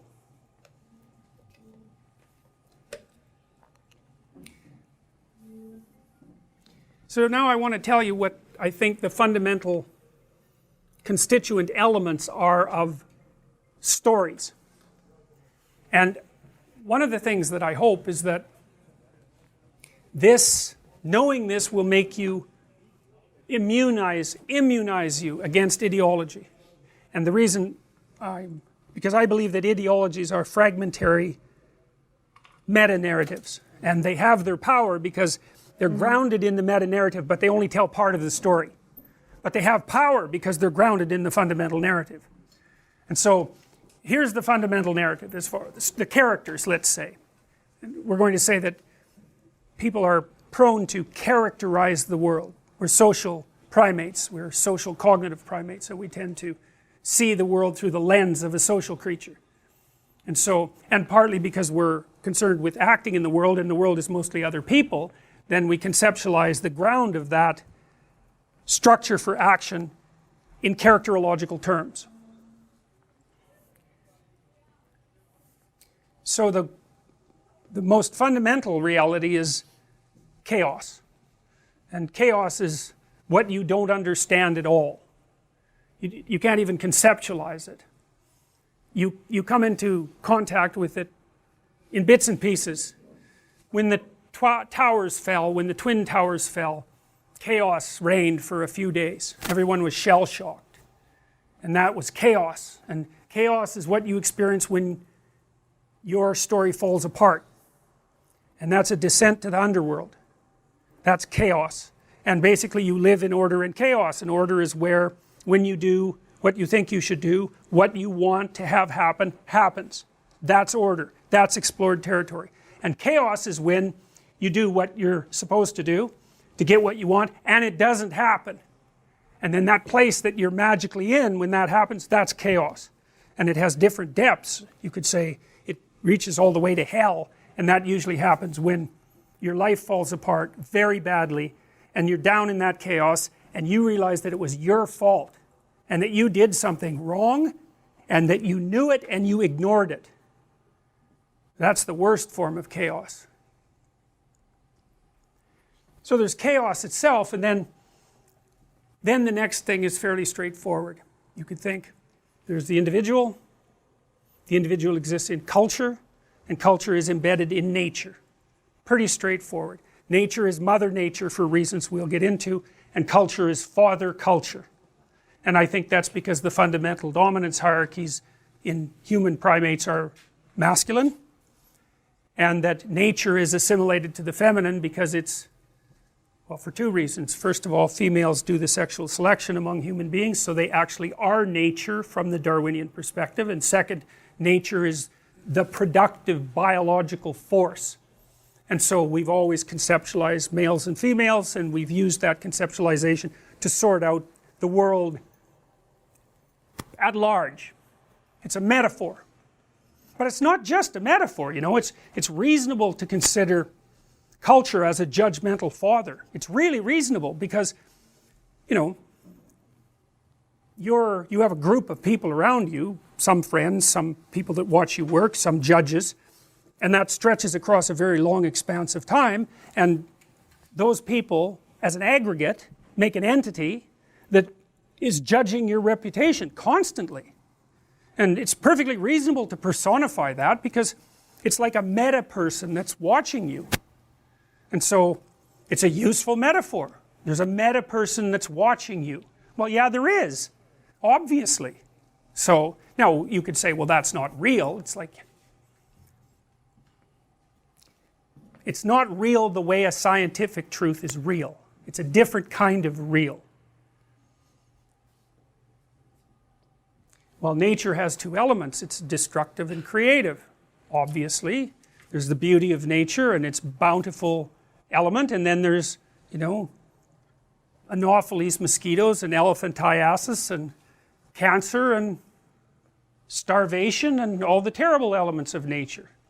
And then there's culture, and culture is tyrannical because you have to shape yourself, involuntarily even, to get along with other people. You sacrifice a lot of yourself and develop yourself, but you sacrifice a lot of yourself in that endeavor, right? We have to kind of average ourselves out in order to live together, and some societies are more tyrannical than others, but there's always a tyrannical element. You see that at university, you know, you guys know that to some degree, this is such a big place, it's easy to feel like a number here, and that whether or not you're here or not doesn't matter. The institution doesn't care. Well, that's the tyrannical element of it. Now, it does care because here you are and you're getting educated and all that, and so maybe that's positive. But it's got both. These characters always have two sides. You know, there's the negative side and the positive side of nature. And there's the negative side and the positive side of culture. And then there's the individual. So the individual is like standing on an island in the midst of an ocean. That's a good imagistic conceptualization of your position. There's solid ground, it has a limited expanse, and outside of that is everything you don't understand. And you as an individual have a positive and negative element as well, and that's the hero and the villain. And of course, what good is a story without a hero and a villain?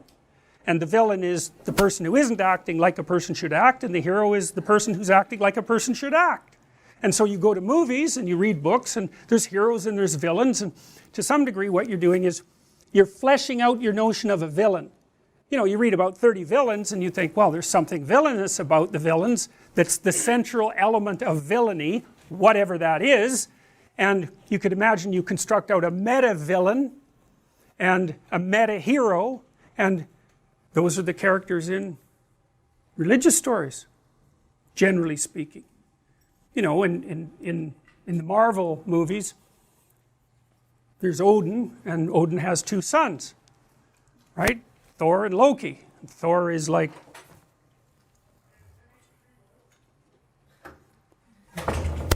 Thor is the world-redeeming hero, and Loki is the trickster who wants to bring everything down.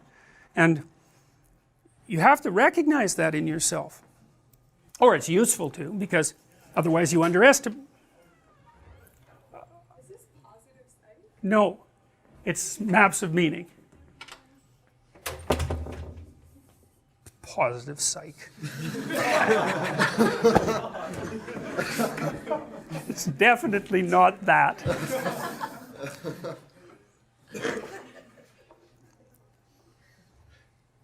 Why might you be villainous? Well, first of all, because you can be. That's a big deal. You can be. It's actually an offshoot of empathy. This is something that took me decades to figure out. I figured it out when I was studying the book of Genesis, because in the book of Genesis, people become self-conscious and they immediately have the knowledge of good and evil. And I just couldn't figure that out. It's like, what the hell's the relationship between that? And then really, I tell you, I thought about that like for 30 years, trying to puzzle that out. And then I realized what it was.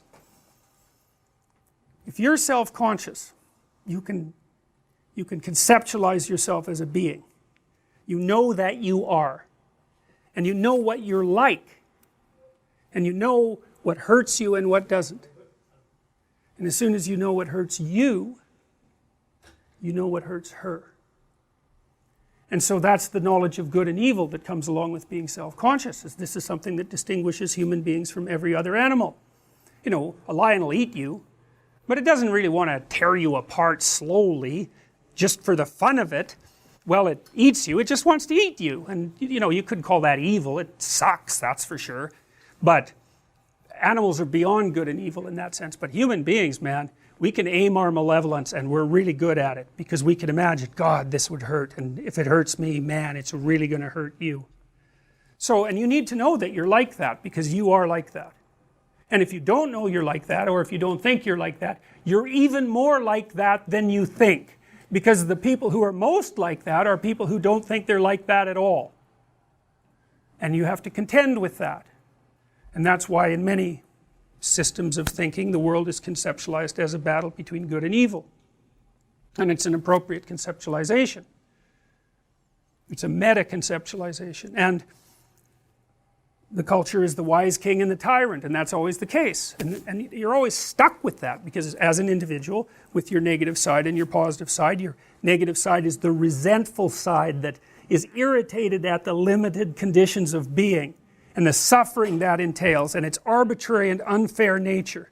And no wonder, like, that side has a case to make. It's not trivial.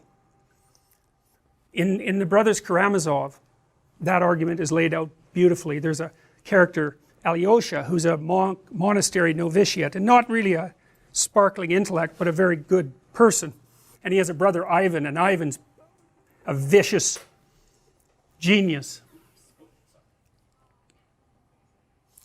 And Ivan just takes Alyosha apart, and partly he does that by telling a story about, that Dostoevsky took this from a news story.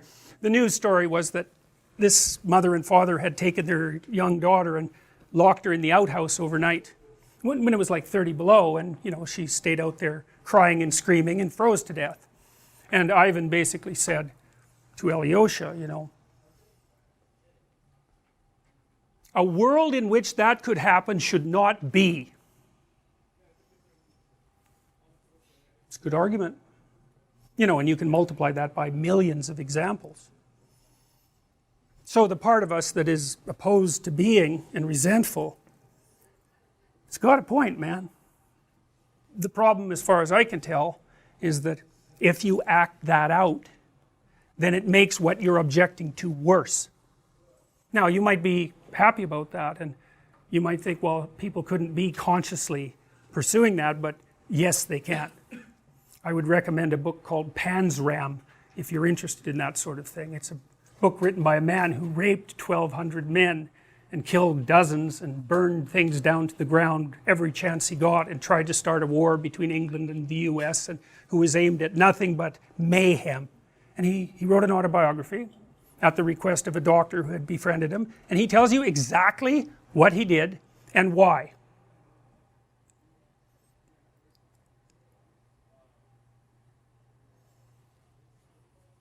The story. Hero and adversary adversary, order and tyranny, destruction and creation. That's the basic landscape, and outside of that, chaos. And so let's take a break. Here's another way of looking at this idea. The individual is the person who pays attention and explores and masters, or who looks away. And the person inhabits an explored territory. And this is unexplored territory. And so, wherever you go, there's you, and two halves of you that you have to contend with. And wherever you are with people, there's the society with its tyrannical and beneficial nature. And the society, in some sense, is that match between what you're doing and what's happening. It's really important to get that right. And then unexplored territory, that's wherever and whenever what you're doing stops working. And so it's not exactly a geographical idea, you know, because when you think of explored territory, you think of geographic landscape, like the domain of an animal, you know, or like your house. And, you know, that's definitely an element of it. But, you know, if you're in your house and a snake comes into your living room and you're in there, it's like, well, that's an important difference between your house 1 second ago and your house now. And so your house can turn into unexplored territory at the drop of a hat, and that's because we live in space and time. And so the unexplored territory is conceptual. It's a conceptual territory, and it's just wherever you are when things aren't working for you the way they're supposed to be. And so, and these are permanent parts of the human experience, which is why I think they are fundamental characters in our narratives. There's always you, there's some subject of the story, and that subject is an ambivalent person with many different potentials, and you're always somewhere, and it's with other people because that's our territory, right? I mean, we're social beyond comprehension. And you know, even our primate ancestors, most of their territory was other primates, and their brains and our brains are specialized to view the world as an aggregation of personalities. It's really important to us. And so we tend to view the whole world that way. And then unexplored territory, well, that's where you don't know what to do. But you know, you do know what to do when you don't know what to do. Peculiarly enough, it's rather non-specific. It's this generalized stress response. And so what happens is you freeze, roughly speaking, if the threat is enough. Then you produce a lot of cortisol and a lot of adrenaline so that you're bloody well ready to move quick in whatever direction you have to. And then maybe you pay more attention. And that's what you do when you don't know what to do. And the problem with that is you can stay in that state forever, man. That's kind of what post-traumatic stress disorder is. It's like, you're just like that all the time. And the problem with that is, it's very uncomfortable. I mean, you stay like that for any length of time, you're going to get depressed, you're going to develop an anxiety disorder, you're going to get old. Because you're burning up resources like mad. You know, your system is shunting everything to maintain that state of emergency preparation. And it's exhausting. It's not where you want to be. So that's partly why people are so prone to defend their territories, their familiar territory, because if their familiar territory is invaded or disrupted, then they default back to this state of emergency preparation, and that's like, that can unglue you if it's profound enough. You know, and you guys know this already. I mean, I think people experience this most particularly when they're betrayed by someone they have an intimate relationship with, you know, when they're lied to. There's other ways, the collapse of a dream or a vision that you've been pursuing, or an illness, or the death in a family. There's lots of other ways, but betrayal is a really good one, because if you're with someone for a long time, you trust them, you have a representation of your past, you have a representation of you in the relationship, you have a representation of them, you have a representation of relationships, you have a representation of the future. You get betrayed, it's like poof, even the past isn't what you thought it was. You know, and what about you? You know, how clueless are you? and maybe not at all, or maybe ultimately gullible. You don't know. Is it your fault? Or, are you so clueless that you just can't protect yourself? Or was the person malevolent in some subtle way that you failed to detect? Everything's up in the air. Not good. And this idea that human beings travel to the underworld and come back is like, it's a really useful thing to understand, because we do that all the time. Whenever we fail, it's like, whoop, down into the underworld for a while, where everything's in chaos. And then maybe we sort ourselves out, and bang, we're back up. And so one way of conceptualizing yourself is not as order, and as not as chaos, but as the thing that traverses between the two domains. And that, I would say, is the mythological hero. So I'm going to start talking to you about Pinocchio a little bit, weirdly enough. I hope you enjoy this. And the reason I want to do it is because I want to put some, I want to bring what I told you abstractly down to earth, and then you can start thinking, well, do the conceptions that I've introduced to you, are they good for anything? Do they help?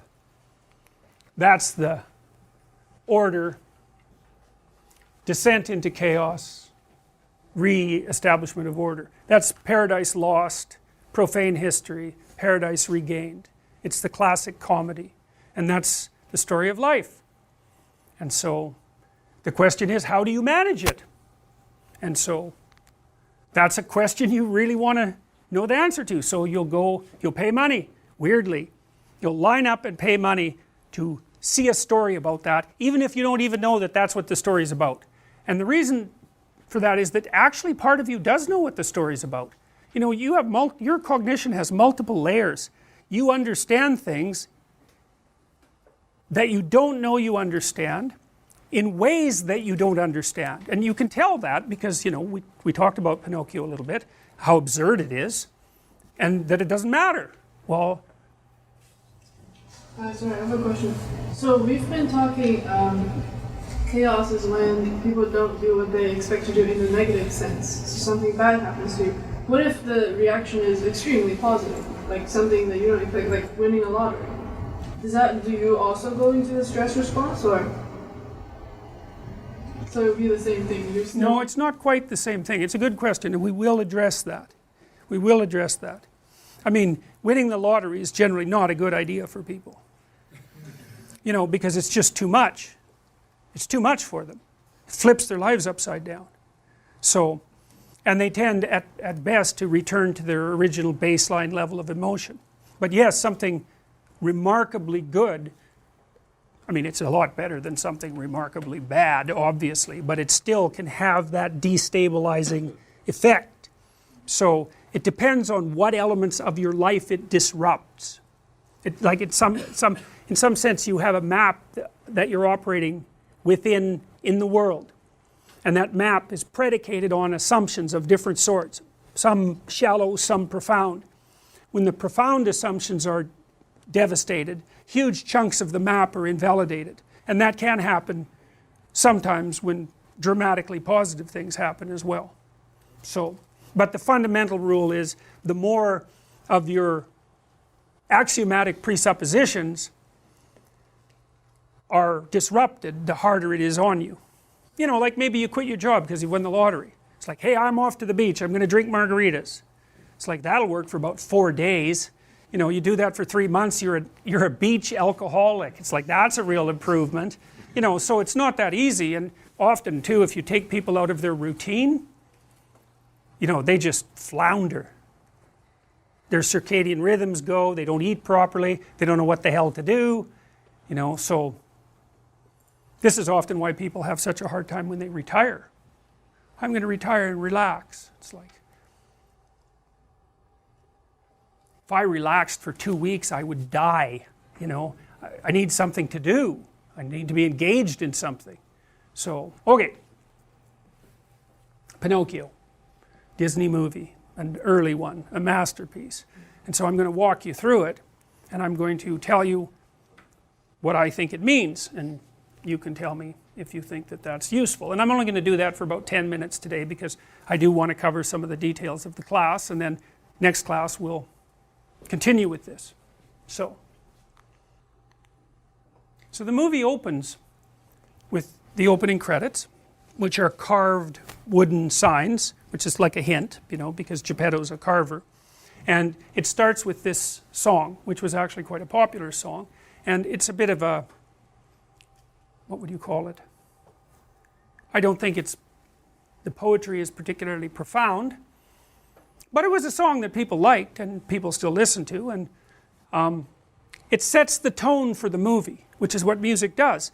One of the things that's really interesting about movies, that's really mysterious, is that, you know, if you go to a movie, there's almost always a soundtrack, right? If you go to a movie and there isn't a soundtrack, it kind of feels empty. It feels like there's something missing. And, you know, it's as if the music, you know, when you go to a movie, there's lots of things you can't see. The characters are only partial, and you don't know anything about their background, so it's like a low resolution thing. And what seems to happen with the music is that it provides the emotional background, the complex context, let's say. It's like a substitute for the context, and it guides you in your perceptions of the movie. It gives you hints about what's going to happen, and the funny thing about that is that we just don't have any problem with that.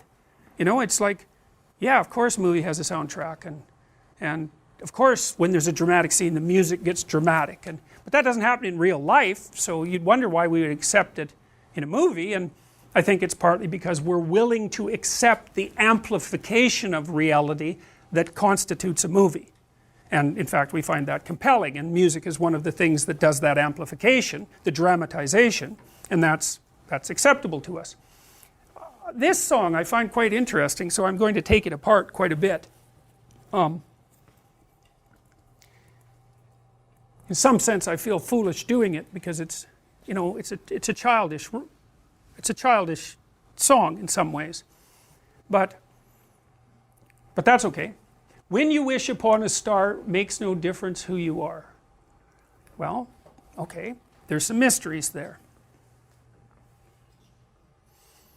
People wish upon stars, that's like a little ritual, right? Why do they do that? Well, and what exactly is a star? That's another question, because there are stars that shine in the heavens, and there are people who are stars. And so, why are people stars? Well, they're usually famous people, right? They're people who attract a lot of attention. And maybe they're people who have a lot of talent, that's another possibility. Maybe they're models. I don't mean, you know, clothing models, although sometimes they are, but they're models for emulation. That's what being a star means. That's why People magazine is full of stars. It's like they're like heroes brought to earth, and of course you know nothing about them. All you know is their public persona, and of course they're usually very attractive, and so that allows you to project upon them all the things that would go along with ideal humanity. And so they're stars. But still, why stars? Well, stars beckon in the darkness, right? And they're otherworldly.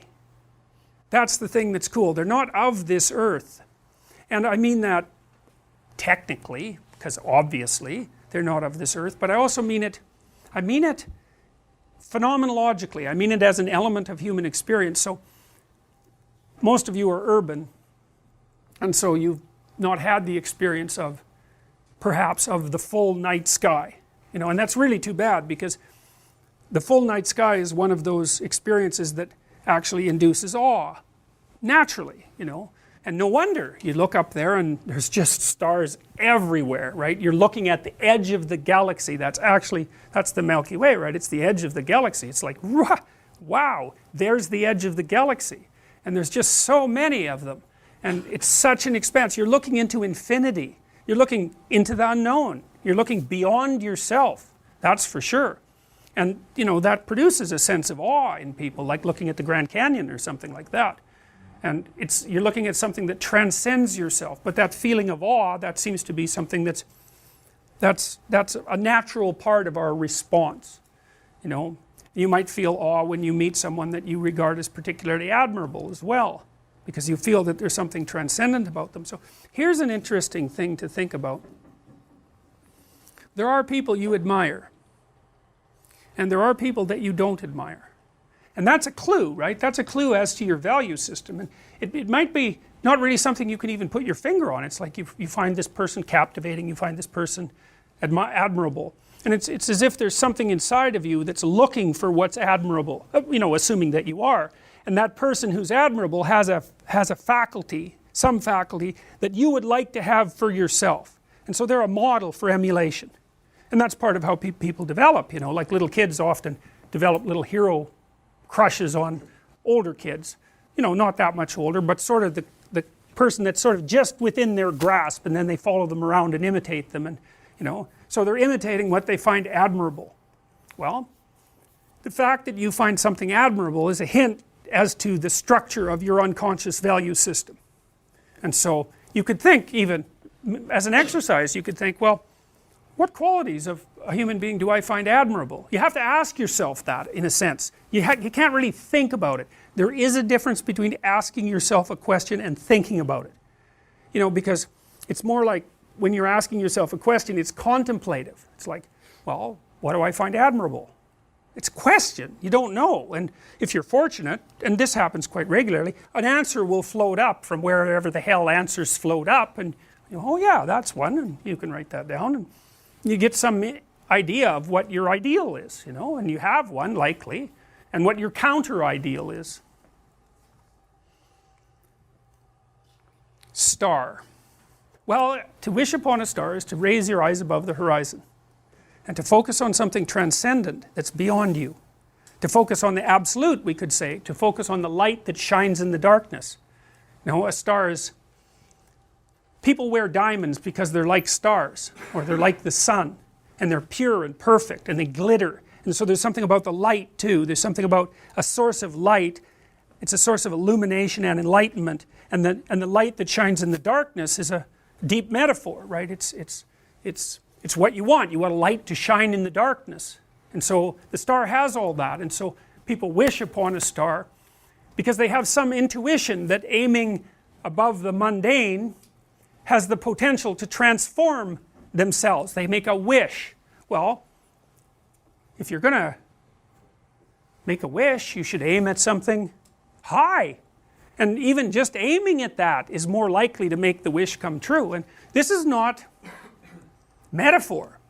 You know, I have this program which you guys are going to do called the Future Authoring Program. It's one of two assignments. One is that you write an autobiography. That's the past authoring. The other is that you write a plan for the future. That's the future authoring. I would recommend that you get started on those right now. Like, not right now, but like really soon, because they're harder than you think.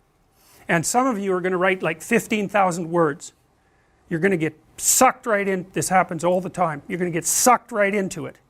And so you write an autobiography because you need to know where you are and who you are right now. Because how the hell are you going to plot a pathway to the future unless you know where you are?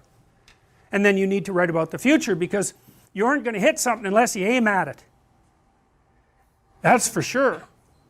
And lots of times people won't aim at what they want because they're afraid. The reason they're afraid is because if you specify what you want, you've specified your conditions of failure. You know when you fail. And it's better just to keep it foggy. It's like, well, I don't know if I'm succeeding or failing, but, you know, I can't really tell. Well, great. Except you can't hit anything you don't aim at. And so the future authoring program is like it's an attempt to have you articulate your character. And so is the past authoring program. Who are you? And, you know, the past authoring program, it asks you to break your life into epochs and then to write about the emotional, you know, the things that you regard as important events that have shaped who you are. And, you know, you may find that some of that writing makes you emotional. And I would say, if you have a memory that's more than 18 months old, roughly speaking, and when you bring it to mind, it has an emotional impact, especially a negative emotional impact. It's like part of your soul is stuck back there. And I know that's a metaphorical way of thinking about it, but what I mean is that the reason that you still experience the emotion is because you have not solved the problem that situation faced you with. It might be a real problem, like maybe you got tangled up with someone who was really bad, and that's rough, man, because you've got to come up with a theory of malevolence to deal with something like that, and that's no joke. But if it still produces emotion, it means you haven't solved the problem, and your brain is still tagging it as threat. It's a part of your territory that you did not master. Threat, threat, threat, threat, threat. And until you take it apart, and articulation really helps that, writing really helps that, then you're not going to free yourself from its grip. And that might not be that pleasant. I mean, this is one of those situations where doing it tends to produce a decrement in people's mood in the short term, but quite radical improvements 3 to 6 months down the road. You know, and it's often the case that you unfortunately have to do something you don't want to do in order to progress. It's very, very common. So, and the future authoring program asks you about different dimensions of your life.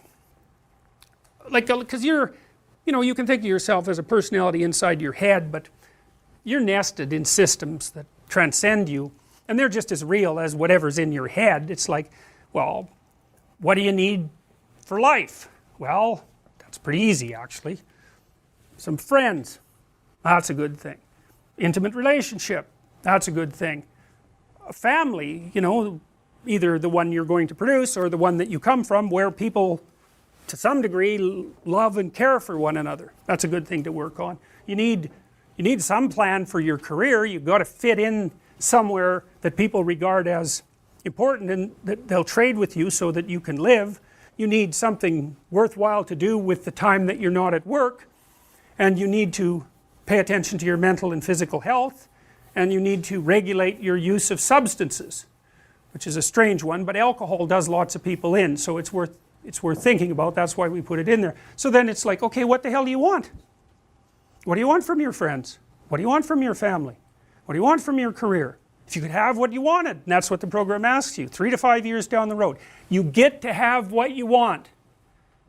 Now, I'm assuming that you're going to approach this like, you know, reasonable adults and not like 13-year-old dreamers. I think I want the most expensive yacht in the world. It's like, fine, but, you know, that isn't really what, it's supposed to be more concentrating on your character. And so then it asks you to write for 15 minutes without thinking too much about grammar or sentence structure, any of that, about what your life could be like 3 to 5 years down the road if you were treating yourself like someone you cared for and you were helping them figure out what they wanted. And then it asks you to do the same thing in reverse, which is to think about the ways that you're radically insufficient and your faults. And everyone knows this, I think, you know, maybe not, but everyone has a sense of if they were going to degenerate, how they would do it. You know, some people would be an alcoholic, some people would be a street person. It's like there's some doom thing out there that's got your name on it if you're particularly incautious and, you know, don't and let things fall apart. So I want you to write about that. What do you not want to have happen in 3 to 5 years? And there's psychological reasons for this. One is, if you have something to aim for, that's a source of positive emotion, because your positive emotion is mostly generated by evidence that you're moving towards something that you value. It's not generated so much by accomplishing something, because when you accomplish something, you're just left with the problem of whatever you're going to do next. So you graduate from university, it's like, you know, hooray, one day you're at the peak of your undergraduate university career, the next day you're unemployed and looking for a bad job at Starbucks. So, you know, well, you see what I mean, is, you know, it's that, you know, one problem that you solve is replaced by another problem, and so the idea that you're going to be happy when you solve all your problems is like, haha, good luck with that theory. But, you know, if you're aiming at something worthwhile, and you really believe it's worthwhile, and you've thought it through, you know, so that you're not weak, you've got your damn arguments mustered, then when you make progress, even a little bit, you think, hey, that's all right, and you get a little kick, you get a little dopamine kick, and that's what you want, because that's where your positive emotion comes from. You can use cocaine if you want, but but you know, that tends to have relatively detrimental medium to long-term consequences, but it activates the same system. So you have to be aiming at something, and you should be aiming at something that's realistic, that you want, that you could get, you know, like not easily, because if it's easy, in some sense you've already got it. It's got to push you, and that's part of the pleasure actually, because there's two things that you want to do when you're pursuing something that's important. And one of them is to get the thing that's important, but the other is to make yourself better at pursuing things, right? So you can get both of those at the same time. You're aiming at something and you're increasing your competence. It's like, that's a good deal. That's a good deal. And there's a lot of intrinsic meaning to be felt in that. And then the second half of the program, you write out a plan for how you're going to do it and how you're going to keep yourself on track. And you're going to write about why it would be good for you if you did this, and why it would be good for your family, and what possible benefits it would have to the community. You know, because you want to nail this thing down, and then you want to figure out what kind of obstacles are going to come up and how you might overcome them and how you might keep yourself on track and all of that. And we know, because we've actually done a lot of research on this particular program, that if university students do this, and this is more true if they're not too well oriented to begin with, if university students do this, they're about 25% less likely to drop out, which is a lot, and about their grade point average increases about 20%. So hooray for that, you know, because you never know when you develop an intervention if it's going to work. There's also evidence, but not from my lab, that doing such things improves your physical health. And I think the reason for that is that, you know, when you go over your autobiography and you scour out those negative places that you're sort of dragging along with you, it lowers your overall stress load, because your brain is kind of, I think it's calculating how dangerous the world is by attending to the ratio of successes to failures that you've had in your life, something like that. And so, you know, if there are holes in your map that you could still fall through, then your brain regards the territory still as a bit on the dangerous side, and then you're more prepared for emergency action, and that's hard on you. So you want to go back there and fix up those experiences to the degree that you can. Now, those are going to be peer graded. Now that's complicated, but here's how you do it. Write the thing so that you have written it for you, and then take everything out that you're not comfortable sharing with other people.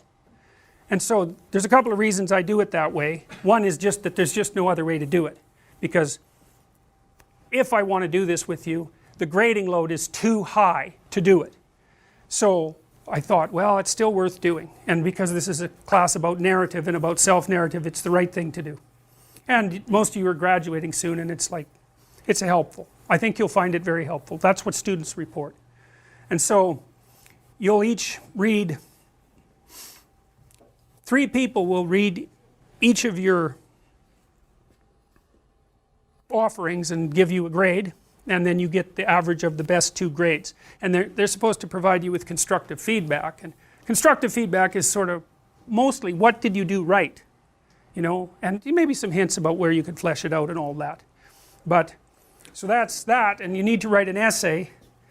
This is all detailed on the website, and that's the website. If you go to jordanbpeterson.com, on the left there's classes. If you click classes, you get a bunch of tabs, and one of the tabs is Psych 434, and that's obviously this class. And so there's some extra readings on there, and a list of how we're going to go through the course.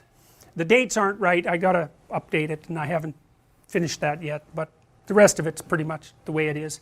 This writing program is an online program, and it guides you through the process of doing it. But really, I would really recommend that you start like this week, because it also works better if you do it over time, and it seems like in bursts of writing, you know, and to sleep in between episodes, because that's when your brain consolidates its new information. And I would say, do it meditatively. You know, ask yourself. It's a different way of, it's really funny what happens when you ask yourself questions, because part of you will answer, and you don't know what the answer will be, but an answer comes almost always. And you know, like you think, well, what happened to me when I was 6, around 6, that was important? And through some mysterious process, perhaps a memory will come to mind. And so there's a test. So there's these 2 assignments plus the essay. The essay can be in anything you want that's related to the class. You have to make the case that it's related to the class. So it's an opportunity to, to write about something you want to write about. And there's a final exam, and the final exam, if you read the book and you come to the classes, you won't have any problem with the final exam, because it's not tricky, it's just a survey of what we've gone through. And so I did that. I didn't have that to begin with, but you need a carrot and a stick, because you guys are busy, and you're going to triage and do the things that are crucial and perhaps not the things that aren't, and no wonder. So I had to make this crucial, because otherwise you won't read it, and that's partly because it's hard.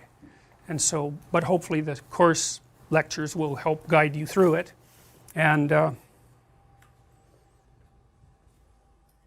that's about that. So I'm going to tell you a bunch of stories, and I'm going to try to explain what they mean. And what I hope will happen is that the world of narrative will open up for you, and like I found that incredibly useful. It's incredibly useful to understand these things. It situates you better, and it also helps you. See, what people tell me about this course frequently is that it's something like that they already knew what I'm telling them, but they didn't know that they knew it. So it makes sense, it clicks. And to me, what that means is that you have the information represented in you in action, like in your procedures, in your habits, and in your perceptual structures. It's implicit, it's the implicit you. And then I can articulate in part what that implicit you is, and it fits, click, oh yeah, that's what I'm like, that's what people are like, that's what people are like. And so, well, if any of that happened today during this lecture to you, well then that's a good sign that you might, benefit from the course. And if it didn't, well, you could try one more lecture and see what happens. But, this is sort of what the course is like. And if that's what you want, then this is where you get it. Good to see all of you, and I guess we're done, right? We appreciate you listening to this lecture. Next week, we continue with Marriotts and Individuals, Part 1. Michaela?